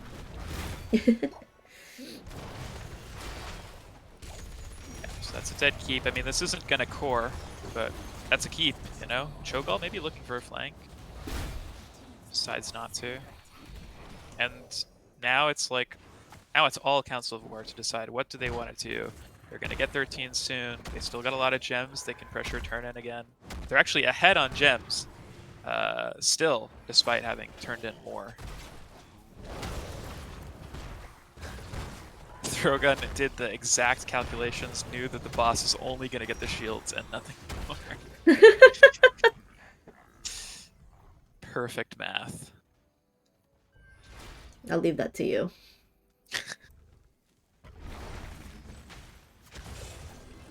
Alright, so both bruiser camps got taken. They're clashing right here. Council of War are going to clear it out first. Throgun playing pretty safely. I mean, the map's pretty blue. Yep, and looks like they're going to try to gank this Leo. He's a little bit too far. I mean, it doesn't matter that he has Shade. I don't think he's going to get away. I mean, he's got his trait passive, so he will come back faster, but that's not good enough. Loses a bunch of gems as well. Thank you for the raid, Raka. I hope your Ooh, cast thank went you. well. So Council of War is trending in a bit more. They need one more gem to finish Yes. that off. And they'll probably want to turn in while this Leo is still down and they can't really contest. This Top is end of the level Cho'Gall. 16 talent advantage, but Li Ming is not here. Oh my god, and Cho'Gall's already so low. But he's getting healed a ton by White Man. But this Huge silence on the Malfurion is Malfurion. ISO'd and very, very low. Cho'Gall jumps into the Tychus but doesn't get him. Oh, Pops gets Odin in the middle. tongued. Wow, these tongues, he but- doesn't miss. He just doesn't. Li Ming is here now. Oh my gosh, this Cho'Gall wants one. He wants one. He's got armor. Okay. So Council of War definitely has enough gems to turn in now. Leo's continuing to soak. Now they have level 16s. Yep. And 16 is a huge talent tier for Cho'Gall, for both Cho and Gall, but especially Gall. How do you know so much about Cho'Gall? Peripherally, I know players. Okay. I don't play them. Okay. I would never. Okay. Let's It's see. dishonorable. This is a fast dino boy, but tongue does not land. Yeah, he is actually he's got his boots, Condemned. his Yeah, he mobility. almost has full enhanced agility done. Oh yeah. Wow, they're chasing. Anti-healing on that Leoric is doing work, but Johanna gets stuck in this entomb. Only has Blessed, so no falling Yep. sword to get out. And no Iron Get Skin. The silence silenced. might end. Yep, seal the deal on that, but they still have to clear these spiders. I think you still want to pressure even down a person with all of this map that they have. Yeah, Odin's back up in 15 seconds, so I imagine it'll get popped here. I mean, structures don't come back is the thing. So, Gall ults. Shadow bolts are down. and let's see. Boss will be back up in about 50 seconds. And no other structures were really lost here on the side of Rogun. Yeah, keeps still pretty healthy. But all of Council of War's structures are really healthy, so.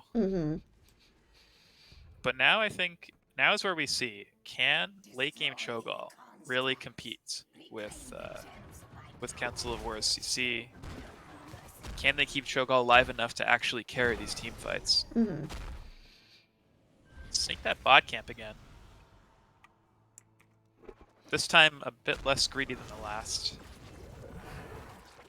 Yeah, Johanna is still Wow. respawning, and now she joins the fight. And Leo is still soaking once again. They don't want to be down 2 whole levels, so Yep. they're just down 1 level for now. I like that they're just charking, trying to see if they go out of position. I think they're really focusing those healers when they've got numbers advantage. Yeah. Last time it was ISO on the Malfurion, which just Yeah. he just Sealed blew his up fate. after. The Haka finishes that enhanced agility, so now he's Throgun super going on the fast. Dahaka here though. He doesn't have move speed Use burrow. burrow. Okay. But he and has does the get boot. Doom, so I think this is actually a dead Dahaka. More NATOs Nice do it, or Lord say NATO that. just pushing everybody away.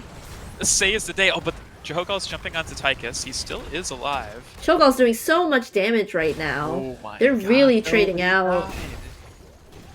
Nobody died. That's amazing. Level 20 is almost online for Council of War, but Yeah. Throgun has turned. Yeah, I think he needs to get one more gem after this. One yeah, more. Didn't quite get it. Jumping on the Leo again, maybe, is Council of War. He spots it, still has Shade, so he'll be fine. And level 20s now, so Council of War, this is their last power spike advantage. Like, yeah, and they're just going to go for boss. So this is the last chance they have to do something really obnoxious. And Throgun's just going to take the time to trade a turn, and I think that that's okay. Turn in might help. Gonna get bruisers. With Started the bruisers before the boss. turn. It's pretty smart. Yeah, that'll be some pretty decent push if Council of War decides to push with this boss. Yep. Yeah, I mean it does go core, but it has to go through a lot. So, oh wow, maybe jumping on the Leo. Nope. Just gonna clear. Yep, they're It's the just side they gonna wanna clear. clear. Want to keep their map looking really pretty. Yeah. I mean, it's definitely nice to have places to retreat to. They don't really want to lose forts if they don't need to. They did have that level 20 advantage with boss pushing, though. Does Leo escape here? Does Leo escape? They don't even want to chase him. They're busy. They've They're got busy. chores to do. True. We're gonna see the 20s coming in soon. I imagine we're gonna see. It is tough coring with mid-keep, but that was a level 20 advantage, and I would have liked to see maybe what happened if Council War pushed for that boss. Yeah, it would have been interesting. They chose the didn't safe want to route. lose, Ooh. yeah, those structures. Silenced him on Dahaka this Yeah, time. we got very live, but Dahaka's pretty alive. healthy for now. Doesn't have a ton of buttons though, and the Leoric's getting low, the Malfurion's getting low, the Leoric is dead, and the Odin is up. Oh my god. Oof, big orbs coming out from Li Ming. Oh no. So much AoE. Cho'Gall gets rooted. And this is big red button, but this mid keep is pretty dangerous to walk next to. And they're looking a little hesitant. We've got those stun orbs he doesn't tongue miss. onto He doesn't Cho'Gall, miss. rooted, and he's getting very, very low. Another tongue. He doesn't miss. And Leoric Doesn't is have- back. Oh, but he might be dead. Whitemane is getting really going on the focused Whitemane. down here. This is a supportless Cho'Gall now, though. The Oh, Malfurion wait, no, is Malfurion's up, up. and they do get the Tychus as well. Wow. And they're pushing forward. They want this Joe. Her trait's about to go out. And I don't know if she gets away. Ooh, A Lornados! Lornado. But the stun orbs stun her just a little bit more. More Lornados! Oh, but she gets shoved Did back. they get the Cho'Gall for it? Yes, they do. Li Ming has that reset, but pretty That's exactly jumped. what Johanna wanted. And this mid keep also getting slowly whittled away by Anne catapults. Can Malfurion save it? Yeah, I'm not sure. We'll see. It's a close battle. If he had a broccoli, perhaps he would. He's got this. Insane. Alright. He did it. And Li Ming and Deckard taking their camp. All the lanes still pretty pushed out for Council of War. Yeah.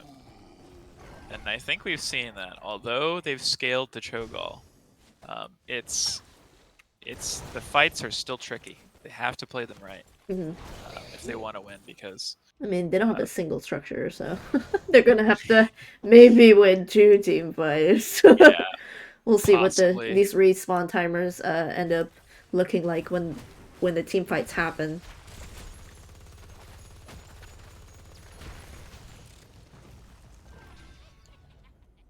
And it looks like next turn in is still going to be hotly contested. Neither team has enough gems yet.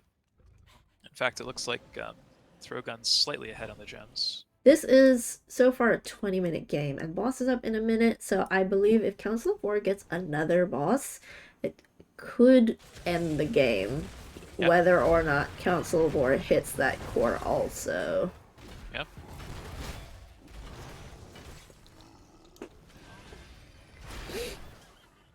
Johanna providing vision, Cho'Gall providing vision, tanks I doing love tank that. things. Tychus just throws a grenade at the keep. Why not? They do kind of want to True, kill it. I mean, true. killing the keep is really nice for them. Mhm. More pressure, especially in these long, drawn-out fights. Lornado cutting off any angle, but they're coming from the other side. Both teams playing very together, not wanting to get caught out at all. Not It's right very now. dangerous to be next to Cho'Gall with all of those orbs, because you just can't move. Tychus has thrown 2 grenades on the keep. I think 1 more and he's got it. He kept walking away. That's to our sneak keep. in. That's what they're saying right now, but they just want the lane. And boss is back up. Throgun has enough gems to turn in. They want Oh, yeah, this did you keep. notice that it glows? I had never noticed that it glows. At the on bottom, yes. I had no idea. Okay, Orb finishes the keep off. Oh, looks like they're gonna try to get this turn in. I think this is they're gonna get it. Oof. Have to check the bush first. Yeah. 2 misses though, that's good. Oh, they're just jumping on it. They want the fight while the web weavers are spawning. Blinded by the light, gets Tongue caught by Johanna. doesn't miss. Cho'Gall really low, but it's gonna get healed by this white main. That's This a huge consecrate. ult. Cho'Gall's The almost Lornados! full. Oh my god, the Lornados. Leoric's back Oh, he here, missed. dishing damage. Whitemane getting pushed away. Cannot save White this Leoric. Li Ming getting resets, and I think that they... I mean, they could just clear here, but with 2 down for 40 seconds, I think this is an angle where they can at I least try to think get some core damage. they could, and they still have big red button. Yeah.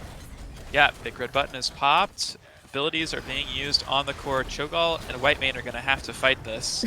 Lord Nada is just doing so much to disrupt them. Okay, they're going for core, so Cho'Gall needs to kill them. They're on a Cho'Gall timer. forced in there.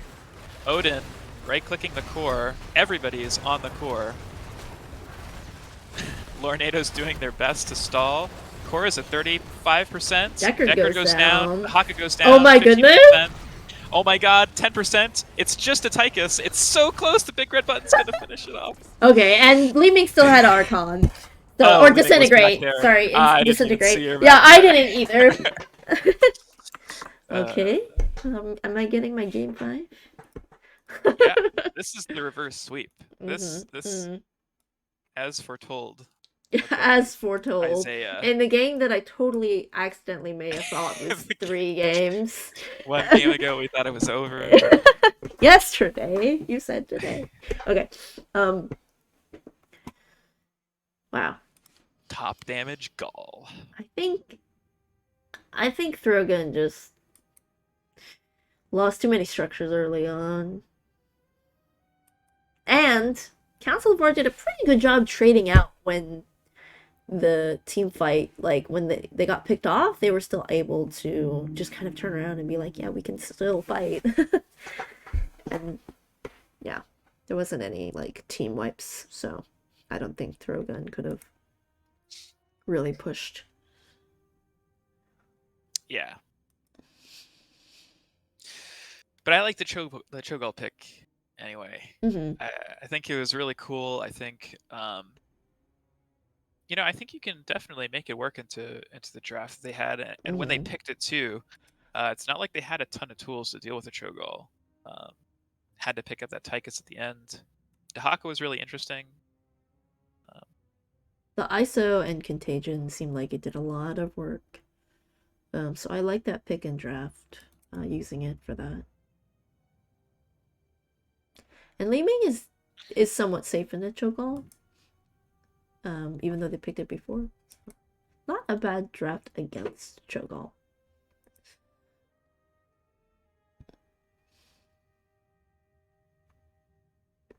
So as far as the maps we have left, let's take a look at those. We've got Sky Temple, Towers of Doom, Battlefield of Eternity, and Alterac Pass. Sky Temple, Towers of Doom, Battlefield, and Alterac. Mm-hmm. Well, Towers is never a bad map to play. I kind of want a spicy Battlefield game though. Something where they can pick some more weird drafts, you know?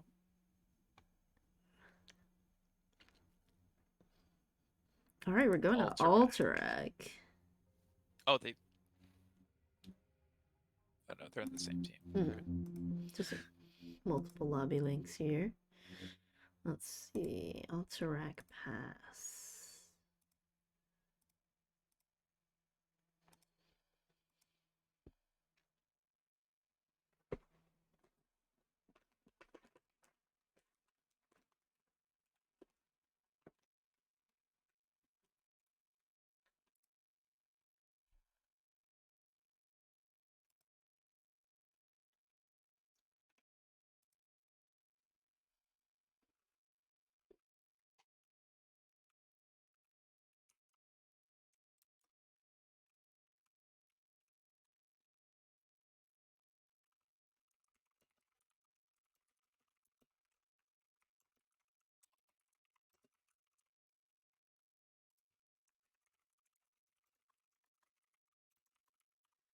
We've got a full lobby here already. 1 team's ready. 2 teams are ready. Let's just pop.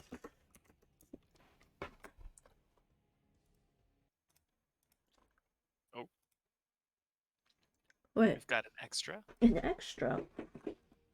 They left.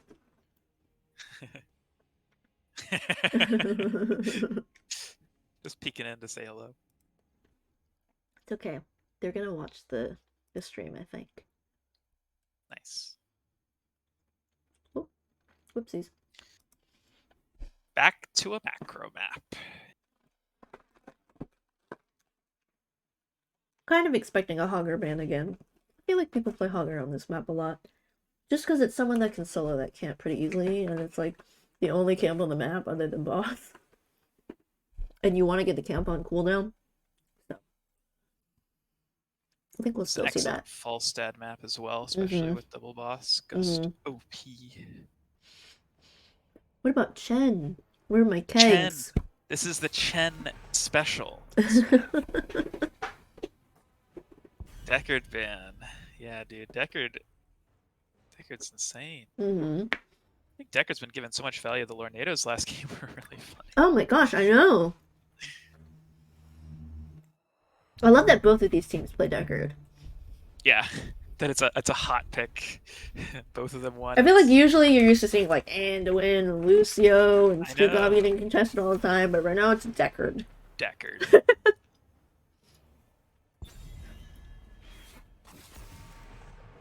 Variant ban. That's new. Mm-hmm. Charism. Here we go. 3, 2, 1. Zarya? Could be.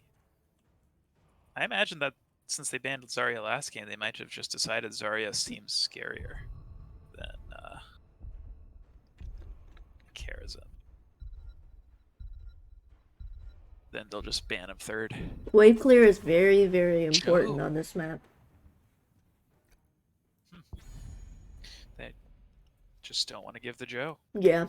Council War's not first pick, and they picked it last game, so they do seem to find it valuable. First pick Charism?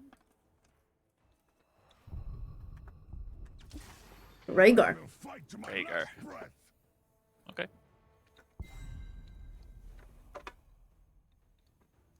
Still double supportable. Oh, and they do get that Stukov.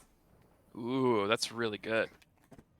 That's just a good hero. Zul'jin, okay. Now they're trying their hand at Zul'jin.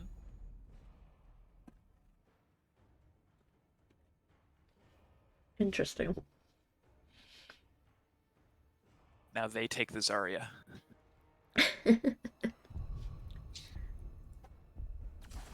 ETC. So Dead-On swapped in for the backflip once again, and they are on that ETC again. Artanis. That's interesting. Okay. I mean, I guess looks like Nartanis is, I would imagine, just a response to the Zul'jin. Yeah, with level 10 blind. Wanting to make sure he can't just scale and be unbeatable. Zarya ban. Zarya ban, so, you know, they did leave the charism up if they want it. But what if Council of War takes Karazim? I mean, whoever takes Karazim. Rooting for them. Okay.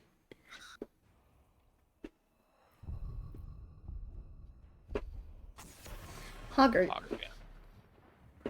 Third ban Hogger.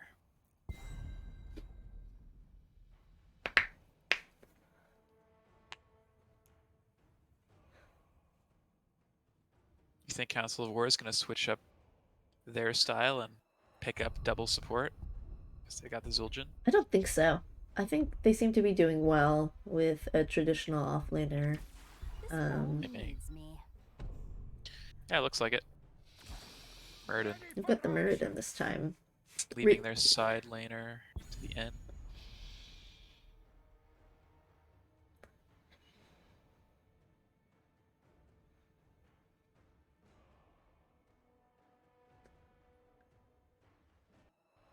How do you round out I'm thinking. Blues draft? Because, like, as much as they like double support, I don't think it's enough wave clear for a map like this. Yeah. Alright. That was the one double support I was thinking, with all the auto attack. The two best healers in the game, am I right? True. That's true. Do you play either of these healers? Sometimes. And this is what we were talking about the Yeah, second yeah. game, I think, or even last game, where what works against double support? Rag. Yep. Because you need that wave clear against Rag. Or you need to win the team fights. But you have to be decisive. You can't just like attempt to lane against Rag and win. Yep. And Zul'jin also likes playing into double support. I mean, he can just stack, right? He Mm-hmm. wants long fights too. Yeah. I really like the way that they've been pivoting Council of War. I think Mm-hmm. that they're playing much better into double support with this draft than they were at the first two games. I think we might see. I think we might see Council of War favored matchup going into this one. All right. I wonder what will happen. I bet we'll still see auto attack Tassadar with the Tyrande combo. But for now, I'll go ahead and introduce Council of War. We've got Night Knight playing Li Ming, Cracklin playing Ragnaros, D1 above all playing Stukov, a CW Ender playing Muradin, and Bo2 playing Zul'jin. And for Team Throwgun, we've got Deadon on ETC, Cello on Rhaegar, Penta Machina on Artanis, John Lotz on Tyrande, and Shogun Misa on Tassadar. Rogan has quite a few responses for Zul'jin, I feel, with Totem build. Yep. Actually, ETC went for Prog Rock. I thought they might go for Block Party. Yeah, I think he's. We saw another ETC go prog rock. I don't remember. It was which the game same ETC. Okay. Dead on. Yeah, he likes the heals. And Meatball Rag. Ooh, that Stukov silence is super deadly, but he gets out with 80 health. It is not low blow, it is reactive ballista spores. Ooh, if it was low blow. If it was low blow. Oh, Artanis gets caught. Yeah. And now maybe Tassadar gets Oh, Muradin's jumping in there. Takes a bunch of tower shots. Ooh, so does Zul'jin. Oh, he almost clinches that kill, but Shogun tapped. Yeah, and the Zul'jin has been. This is what Zul'jin wants to do, right? He wants to brawl early game. And we do see stack tennis. Yeah, that's interesting. It's stacked Tannis. I mean, I think that that's tough here, especially with the lack of wave clear that they have. I think it's always difficult to go stack tennis. Oh, thank you for reminding me, Riot. I got you for that prediction. I think it's always difficult to go stack tennis, but it makes sense with their draft. We'll probably see Bloodlust and then another full auto attack Tyrande build, which will enable that Artanis and the Tassadar. Yep. But they do need to make sure that they're on top of the wave clear. I mean, Rhaegar does have decent wave clear, so does Tassadar. Tassadar is actually getting caught out here a little bit. Ooh, but Zul'jin is low. Zul'jin has been staying low on purpose, I think. Yeah. Tassadar is not scared, which I love. No, neither is Zul'jin. Okay, let's heal up. And Ragnaros brawling against the Artanis in the top lane. Meanwhile, ETC clearing bot lane forces Cow Team to go rotate bot. Cow Team, is that what they are now? I don't know. We're not playing with Cow, so I guess that's confusing. This Ragnaros Force Wall is very, very good. Gets swapped. And they do get that pick. That was a well-timed rotation, knowing that Council of War went down to just cover bot. Yep. Ragnaros is a very bullyable offlaner.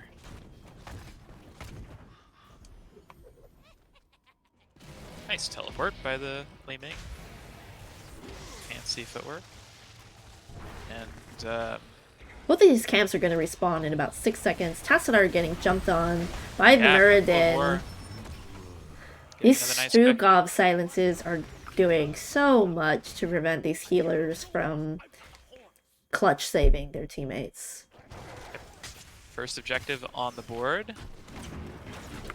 Do you think with how much this ETC's been playing in the side lane that this is a stage dive?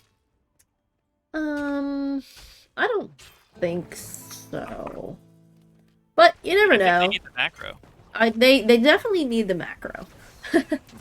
But I'm having a hard time imagining them just like winning the fight maybe without Mosh, but with Bloodlust, I think it could be doable without Mosh. Yeah, I think if they're putting their trust into the Sactanus, Bloodlust, Hunter's Ooh, Mark, then Force Wall almost catches Rad. yep. But yeah, I think eventually they will have enough damage to trade Council out, War but clearing the Bruiser have not got their own. Ooh, might see another Force Wall here. Nice slide. This Zul'jin is very slow and very low. So is Murda. He has a jump. backflip. If you can't, though, it probably means that you did that, because the prediction's still up for a few more minutes. So ETC caps that objective. First channel on the side of Throgun. Blue team will have time to contest. Still 18 seconds left, ticking down. They are coming at it from different angles. Stukov looks like he wants to just start already. Yes, Stukov is just... Oh my god, And Murden's getting Murden's really on low. this other side. It's a bit Just of before the a slide. split fight here, but it's kind of good for Li Ming in a way, not being able to get jumped on, but Yeah. Li Ming throwing a lot of damage over the side, and Zul'jin is stacking. They did give up the objective. Ooh! Okay. But Throgun's really low here, so I'm not sure how this is going to go. That's a huge force wall.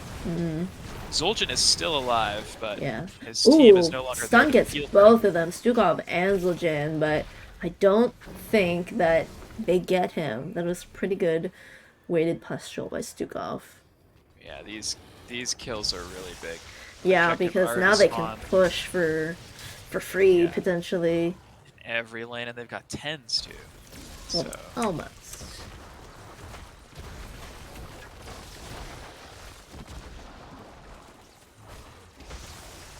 okay. Deciding that top is the lane to go to start out. Molten Core will put a stop to that for now. Prioritizing clear is Ragnaros. Murden Lane jumps Raider is on dead. to Rhaegar and Tass with that heavy impact. I feel that'll be important in these later team fights. Swap onto Ming in the bot lane. Ming is getting low and being chased down by Artanis. Lots of assist me pings being spammed.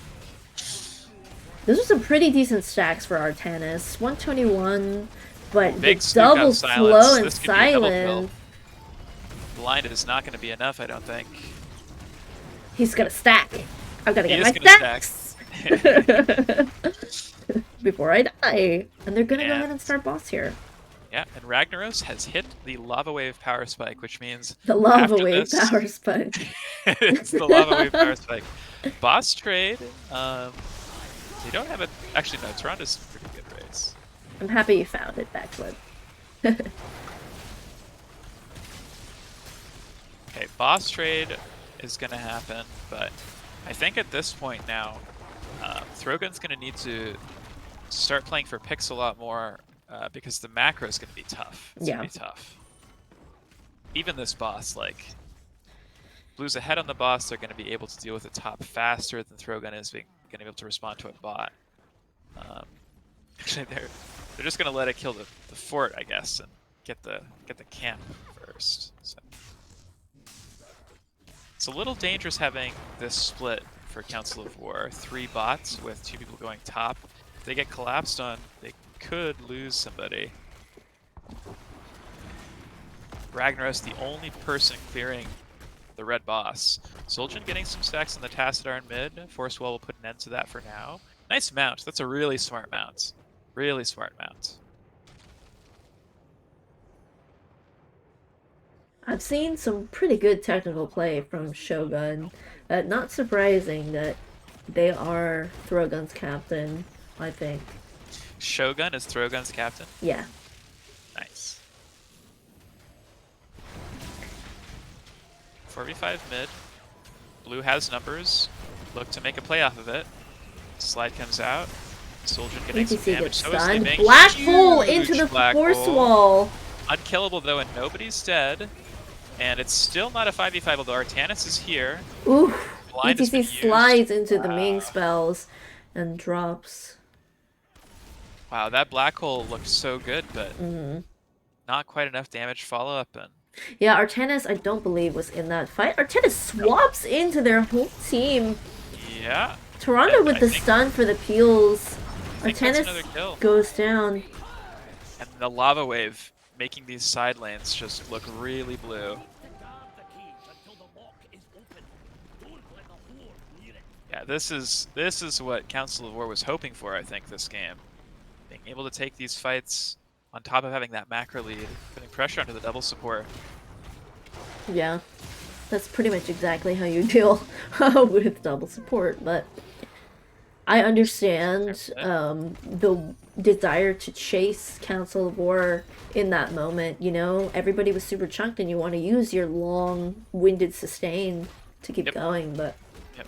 he just got bursted Yeah, and it is before Mosh, tennis. so- Ah, yes. We've got Wave of Force, Lava Wave, Shove, Testing Go at Avatar. Our tennis gets a onto the swap, dives onto the Stukov. Still pretty healthy. Blinds the Blinded. Zul'jin. Swaps Mosh the gets wide Ming. and they kill the Ming, yeah. Another swap Wow. on the Stukov. Black hole on the Stukov. This Stukov is dead. But I don't know if they're going to be able to follow up on any kill. Swap into the Oh Ragnaros. my means goodness, maybe this guy find doesn't another miss! Big A stun by stun. Tyrande.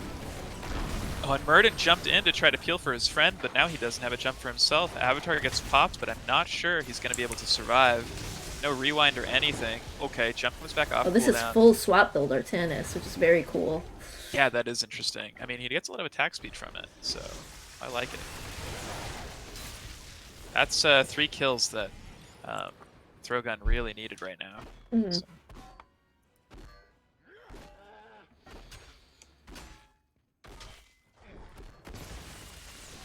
Thurgun gonna go ahead and clear that top. They just saved their top fort. And they're about to get 16s just before Council of War. And after all that, I would say, despite the blue objective, Throwgun's map's looking a little better, levels looking a little better. Mm-hmm. So, slight lead. Yeah. All said and done.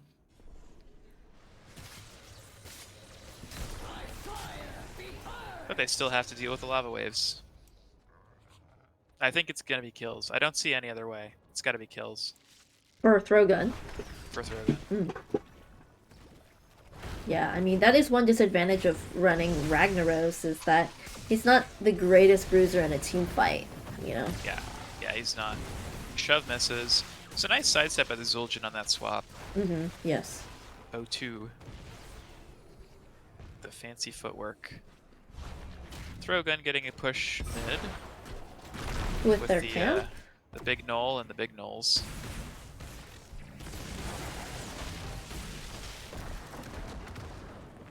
Finishing off that low bot fort as well. Boss is up in about 1 second. And yeah, top fort is about to go down to these minions, I think. Yeah, with the positioning of these One teams, more- oh! okay, looking to bait this La- boss very last actually. shot. Everybody, the owl maybe giving away their position. Swap Artanis misses, does not get so the does swap the black in hole. there. So this is the ETC the gets fight shoved that- away. Ragnaros using Molten Core to push them away. Yeah.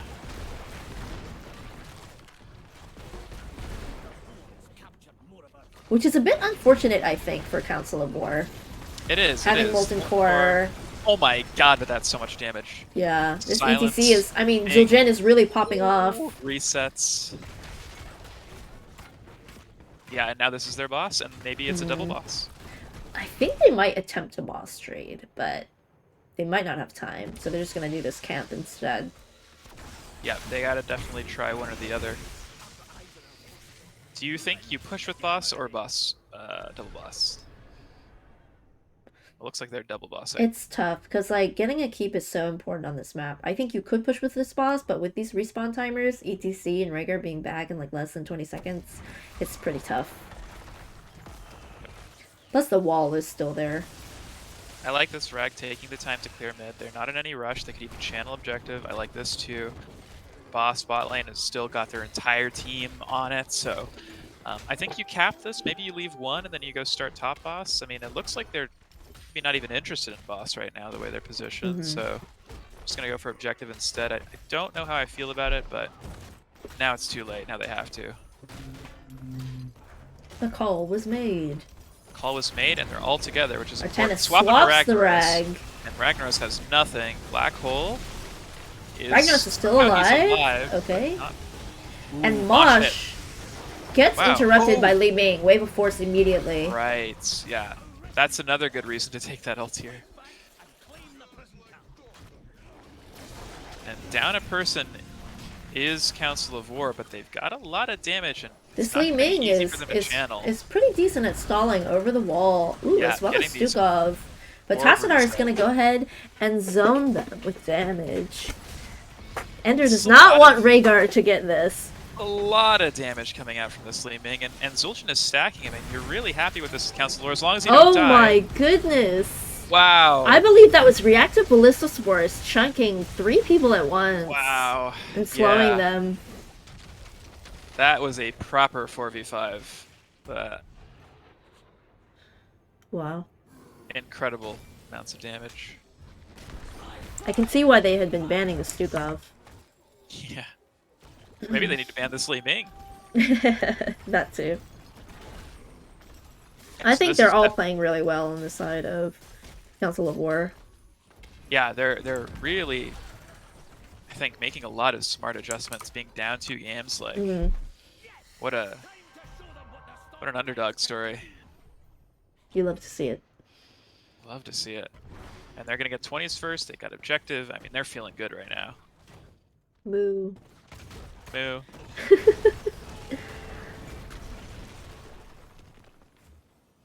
Okay. So looks like they're pushing in top, sending a lava wave bot. And it's double lava wave, so Yeah. this does not get better. Oh, Okay, swap. Murden is in No swap. there. Able to jump out. Level 20 is online for Council of War. We've got Rewind. A surprise for ya. Oh, okay. Bio Explosion switch. Yeah, double lava wave and tall Rashas. They don't want to lose any keeps here for Throgun. They're gonna defend this with 4 in the top lane here. It's gonna Massive be hard shove. to not lose Pushes this ETC top away. keep, though. Suppression Pulse comes out. I don't think it's gonna save the keep. Look at these orbs. They're just, I mean, they've got double support, so they can't eat them, but they're doing so much damage. Wave of, Oh my goodness. Force Wall misses. Tassadar just accepting that he's going to take damage, trusting his team to heal him while he looks for some counterplay and wave clear. Stun and silence onto the ETC is not going to be enough. What's the Zul'jin stacks looking at? 41. That's 200. I mean, he's completed his quest and then some. Oh, absolutely. Swap onto Swap the onto Stukov. Massive shove into the Rhaegar. Starfall. That's not enough, and then this is a nice black hole. But Ooh, oh my god, Bloodlust that's into a the lot of Force damage. Wall with Death Metal. Yep.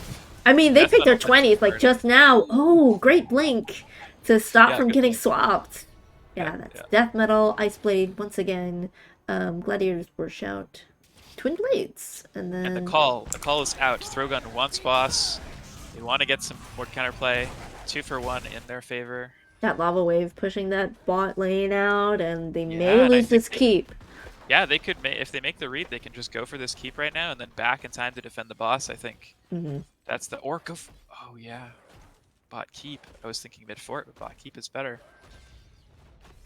Yeah, they're gonna do it. This is really, really nice play on the map. Yeah. Really smart. Despite being down numbers, they still get the keep. And they're able to make it back in time. No tank, no healer. Yeah. Yeah. So they're arriving just in time. This boss has just gotten here. I mean, maybe they lose the keep. It's possible. Ooh, the the swap swap on this hits little Zul'jin. Jin into the boss stun. Pops has Dingo into the Yeah, but is black it gonna be enough? hole. The stun finish Oh off my with the god! counter. The orb from Li Orb. Ming! Insane. Okay. And Throgun's just gonna let them clear this boss. go and try to clear mid, but wow, those gnolls are actually going to kill mid fort as well. So keeps alive, all alive for Council of War, but only one for throw gun. So Rogan starts capping this objective. Murden jumps onto that ETC, he slides out, and they take that objective back immediately. Tassadar is back at core, defending. So they don't have Artenis or Tassadar. So they're able to 4v3 their way onto capping this objective. Yeah. And Throgan's going to most likely have to contest here, but they're taking this camp first, which is a nice idea. They have the time for it, but... And I don't think once they get 5, I don't think they're going to want to... Council of War is going to want to fight until they get that Zul'jin back. Yeah, Zul'jin is still walking towards Yep. here. Massive Shove. shove. ETC. I like how much time that buys. Yeah, they're just eating some time while they can. Jumps over the forest wall. And now we've got a forced 5v5, although there is a camp pushing mid. Lava Wave's up in 18 seconds. We'll be able to deal with that at some point. Thornbolt onto the Tassadar Swap with the onto the stun from Stukov. Stukov, but that made him Shove vulnerable does to a nothing. swap. Starfall, Mr. Blood Alt. Plus, Black Hole, Mosh Pit! Ooh. Big buttons. Leaning needs to make sure that Crazy she's still at range. sustain from the side of Throgun, and they start Oh my capping immediately. Artanis gets a triple Wow. kill. Stack And tennis. this is the swap misses on the Rag. They need Rag and Zul'jin to make sure they stay alive here, because 40 seconds still. I mean, they've got 3 keeps up, so they're probably not going to lose, but There's top and bot lane pushing into Throgun space. that's true. And they only have one shield, one keep. So I don't know if that ends the game. But it shouldn't, since they get objective. Yeah. Big lava wave. The swap just barely missed the Ragnaros. Okay. Rag does have Molten Core up, but I think they are waiting to use it. My god, look at this core. It's starting to take damage. That's a lot of riflemen. Pops has Dingo. Pops Oh my Molten god, the huge Core! Molten core, but I don't think he's gonna live though. He, Once he pops might out, he's not dead. live when he gets out, yeah. Gets Swap. swapped. Oh, but And Core is dealing objectives. damage. Stukov zones him out. And this core lost about a third. And then... Oh no! The massive shove! Okay, 4v5. They want to be careful not to overextend here, because I mean they've got 2 keeps, but if they lose everybody, that's game. Even still, they need to make Yeah. sure that they can stay to defend this objective. Luckily for Council of War, those objectives are pushed back really far. So... Swap misses. And they're Core just getting attacking the down to core. objective. But they have Yeah, 2 this is keeps risky. still, so 2 shields up. Yeah, this is a 40 armor core. And it's just going to regen here, so... Very nice, slow, safe play. Actually, they're Heavy jumping impact onto onto the Tassadar, Tassadar. Oh They my turn God. around with Bloodlust and Mosh. but that bloodlust. Oh, it doesn't even get to pop. Tozingo didn't have it up. I think And he was I in the think this Mosh. end- I think this is the end. Oh yeah, Hard he to didn't have say. it up. Huge lava wave. GG's called offensively. That's not okay. Oh my goodness. Li Ming trying her best. But yeah, they just don't have enough damage. And this score is getting lower and lower. 1,000. Oh. That is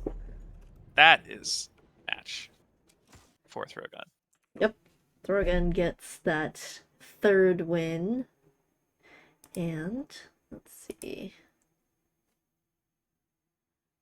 And Throgan is the winner of D West NGS Season 14.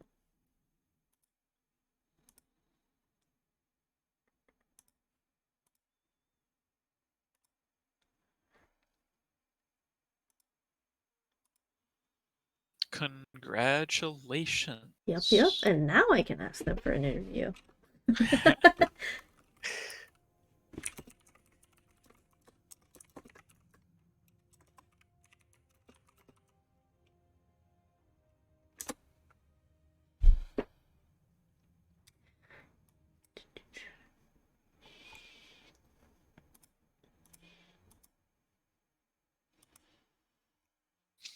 I'll go ahead and hop into a lobby just in case they want to do an interview. Oh, they said yes, so I'll go ahead. Okay.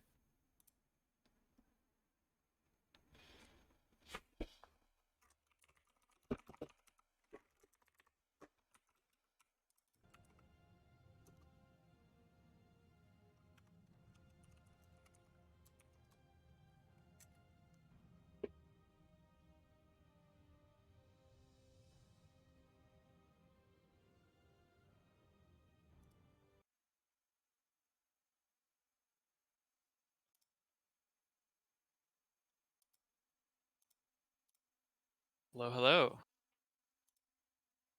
Hi. Welcome. Is it just you? I don't mean that offensively. I just asked Shogun. But sometimes captains will send someone in their stead. Yeah, our team has a dedicated interview rep. And it's not our captain. By the way, we can't hear you, or I can't. Them if they're talking. I think maybe they're not talking. Maybe they're waiting. Oh, you're turning green, but I don't hear you. Yeah, I don't hear you either. Oh, there Oh, you are. hello. Can you hear me now? Oh yeah. Yes. Mhm. Okay. I have mic problems. Congratulations. Oh, it's okay. No It's all worries. right.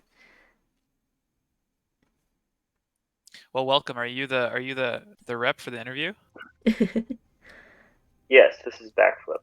Nice. Well, congratulations to you and your team. Thank you. That was a very intense match, all the way through. Even though I Yeah. only played 2 of the 4 games. Mhm. Are you usually playing tank when you play on roster?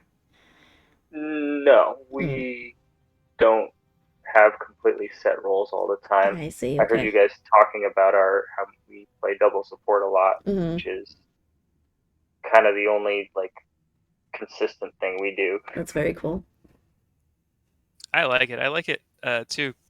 It's teams like sticking to a particular kind of draft. Mhm. Get really practiced at it. I mean, it feels like you were really showing how strong it could be. Even at the end, that last game, where I thought Council of War had a much better draft to deal with double support, it seemed like you guys still made it work. That Bloodlust, those Bloodlusts were sick.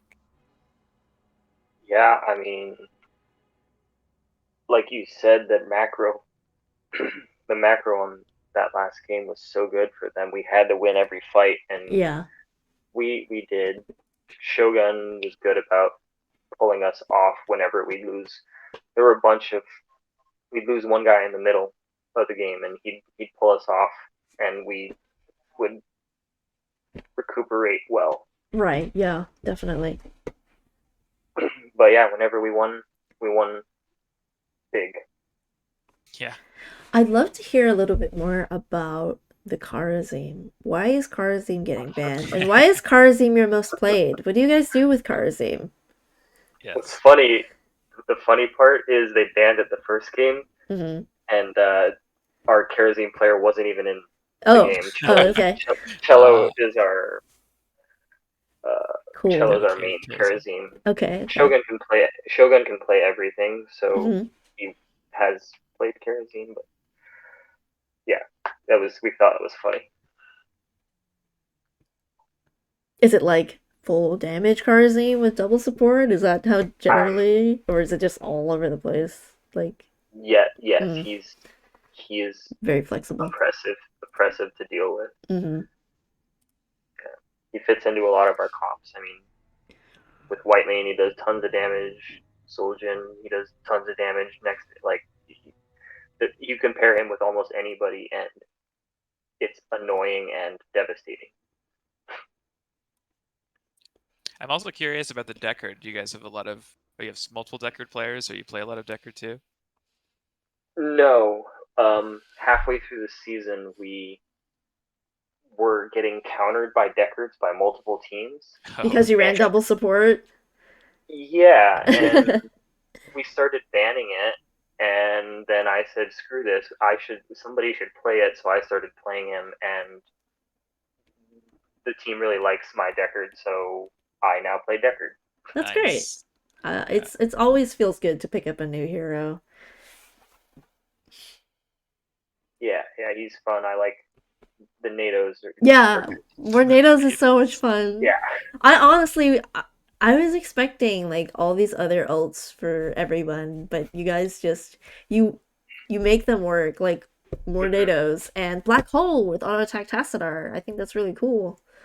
Ancient Blessings in game 1, OP. You like that? We actually had the conversation, me and John Oh Locke, yeah, because he went True Shot or also yeah, Mhm. yeah. Yeah. with the auto attack Tassadar, and like the whole time Shogun was telling us like, don't like he didn't quite see the synergy there, Mhm. and John and I just decided we're like, nope, we're doing that. We're the And support Shogun, players. Yeah. I Shogun was healed like, you. No, for Very sure. Ancient cool. Blessings is underrated as a talent. I think. I yeah, mean, it's I tough because will it say competes, but it is. It's if you pick it in the right team comp and you Mhm. activate it Mhm. at the right times. I will say I did not do it enough. But yeah, if you use it how you're supposed to, it it is so powerful. Yeah, I really like what you guys are doing. Just running auto attackers and enabling them with double support because double support Uh, so much utility, cleanses, mhm, stuns. mhm. yeah, I think. I mean, a lot of those games were pretty explosive, but of all those games, I think game 2, you guys had some really nice clippable moments. Oh You my had god, Zarya ult into a 5-man mosh pit. Then you had level 20 Zarya silence into 5-man or 4-man tomb yeah, silence. So it's funny hearing like that game. I was listening to you guys in one earphone Mhm. and our team chat in the other one, and it's so funny because I would see the fight before you guys would commentate on it. Oh. So I would be like, "Oh, this is gonna be hilarious," and I could just like laugh at the fight while you guys were saying he doesn't die. He just stands there and he doesn't die. With Zarya. Yeah, and I can hear Shogun on the other side saying, "I don't care. Just keep going, keep going." That's uh, great. the no fear Zarya. There was also a really nice moment in game 2 that I thought was funny, where like Zul'jin was about to die, getting run down by I don't remember if it was like who it was, Sonya or something. I don't remember who it was, but the ETC like charge knockback to save him, pretty smooth with a DK Mm, charge. I forget which one, but I mean, yeah, Dead On had a lot of good slide knockbacks and his moshes. I mean, was that game that he got that five? No, that was Yeah. Yes, the Yeah. 5-man mosh. Yeah, Yeah. yeah. I mean, Shogun and him were split pretty bad, and they just grab bomb into mosh. Yep, That was Yeah, it was like yeah. sandwiched in between them. yep, that's a clip. Hmm. So I only have one more question. Do you guys play Cho'Gall? Cho'Gall, yep. Or That was was that my Oh yeah. like next one. an experiment? No, not at all. That was our first loss this season with Oh Cho'Gall. wow, that's great. If you look Wow. back at our game logs, yeah, we Mhm. played Cho'Gall in I'd say like one out of every 3 or 4 of our matches this season. We Mhm. played Cho'Gall. Oh, that's It's one of great. our comps. Uh, to the point where we've had it banned in a few games because Yeah. like Yeah, the team scouted and saw we destroyed somebody with Cho'Gall and they Mhm. banned yeah. it. But we just didn't quite. It turns on too late. We were too far behind. Right, yeah, exactly. I think that's what happened. Are White Man and Malfurion the usual healers that like you run with Mm. Cho'Gall, or are you like No, there's no usual. Oh yeah. There's no usual. Love that. I Makes Great. mean, sense. Cho'Gall's good with double support too, so yeah. I was surprised he didn't want us to do Ana because that's just so powerful. But Oh, Nano, he like yeah. yeah, yeah. But like I said, any double support works. You just gotta support him.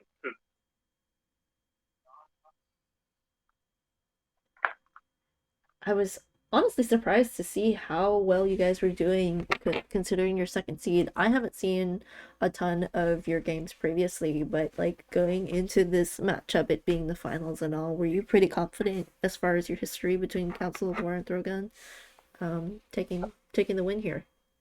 I mean, obviously, being seated behind them isn't good for the confidence, but we had a good I guess pre-game Oh, that's good. before the match. Yeah. So no, actually, none of us played together. We all got on at different times, and we knew we didn't have a lot of time, so we all just went into our own quick match or ARAM or something, and all finished at the Nice. same time. And but we were all talking in our own games the whole time. So yeah, we prepared well. I'd say is all Nice. we did. Well, congratulations. That was definitely a well-deserved win. Yeah, I definitely agree. You guys have some Thank pretty you. good technical skill. Um, Thanks for tuning into the cast, and if you'd like to make a shout out, you're more than welcome to. Um, I mean, just thank you to all the players, all the teams in this division. You know, couldn't have done it without people to play against. All the casters too. Mm-hmm. Um, yeah. Um, especially the team captains. I know how much our Yeah. captain does. So you know, thank you to all the captains of every team for wrangling your teams Yep. and doing all that. Yeah, I'll shout out NGS. my captain too. Yeah, NGS, like, it's surprisingly organized and just a great outlet for all of us who still play HOTS to get Right. some enjoyment out of the game and like play with our friends. So yeah, thanks for playing. Yeah. Mm-hmm. Yep. Well, Cool. GG's. Yeah. Thanks for the interview. Good luck in the Coastal Finals. Yeah, good luck. Oh yeah, that's right. We get to play the. The Do we know who East. that is? Let me double check Or for you right now. Let's if see. I'm not, not I'm gonna sure. go. I'm gonna watch that Right. Get Let's some last see. whenever minute that scouting. is. I won't tell you if who it is if you want to watch the game, but I mean, if it's already happened, I just it doesn't matter. If it's not gonna happen, and you know when it is, that's cool. oh yeah, I don't think they have played it yet, but I Oh, will get you, okay. let's see, Well, that's cool. It's for everybody else. day after tomorrow. I think it's Ah, okay. Friday. Yeah, Friday Friday. at 9 Eastern, I Cool. think. Yeah, it's Friday at 9. So, if you want to watch that, you can tune in then. I That'll be probably on, will. yeah, Shadonus's channel. All right. Shadonis. Okay, great. Well, I hope you have a great night, and everybody that's watching, thank you. Thank you for Yeah. tuning in. Thank you guys. Mhm.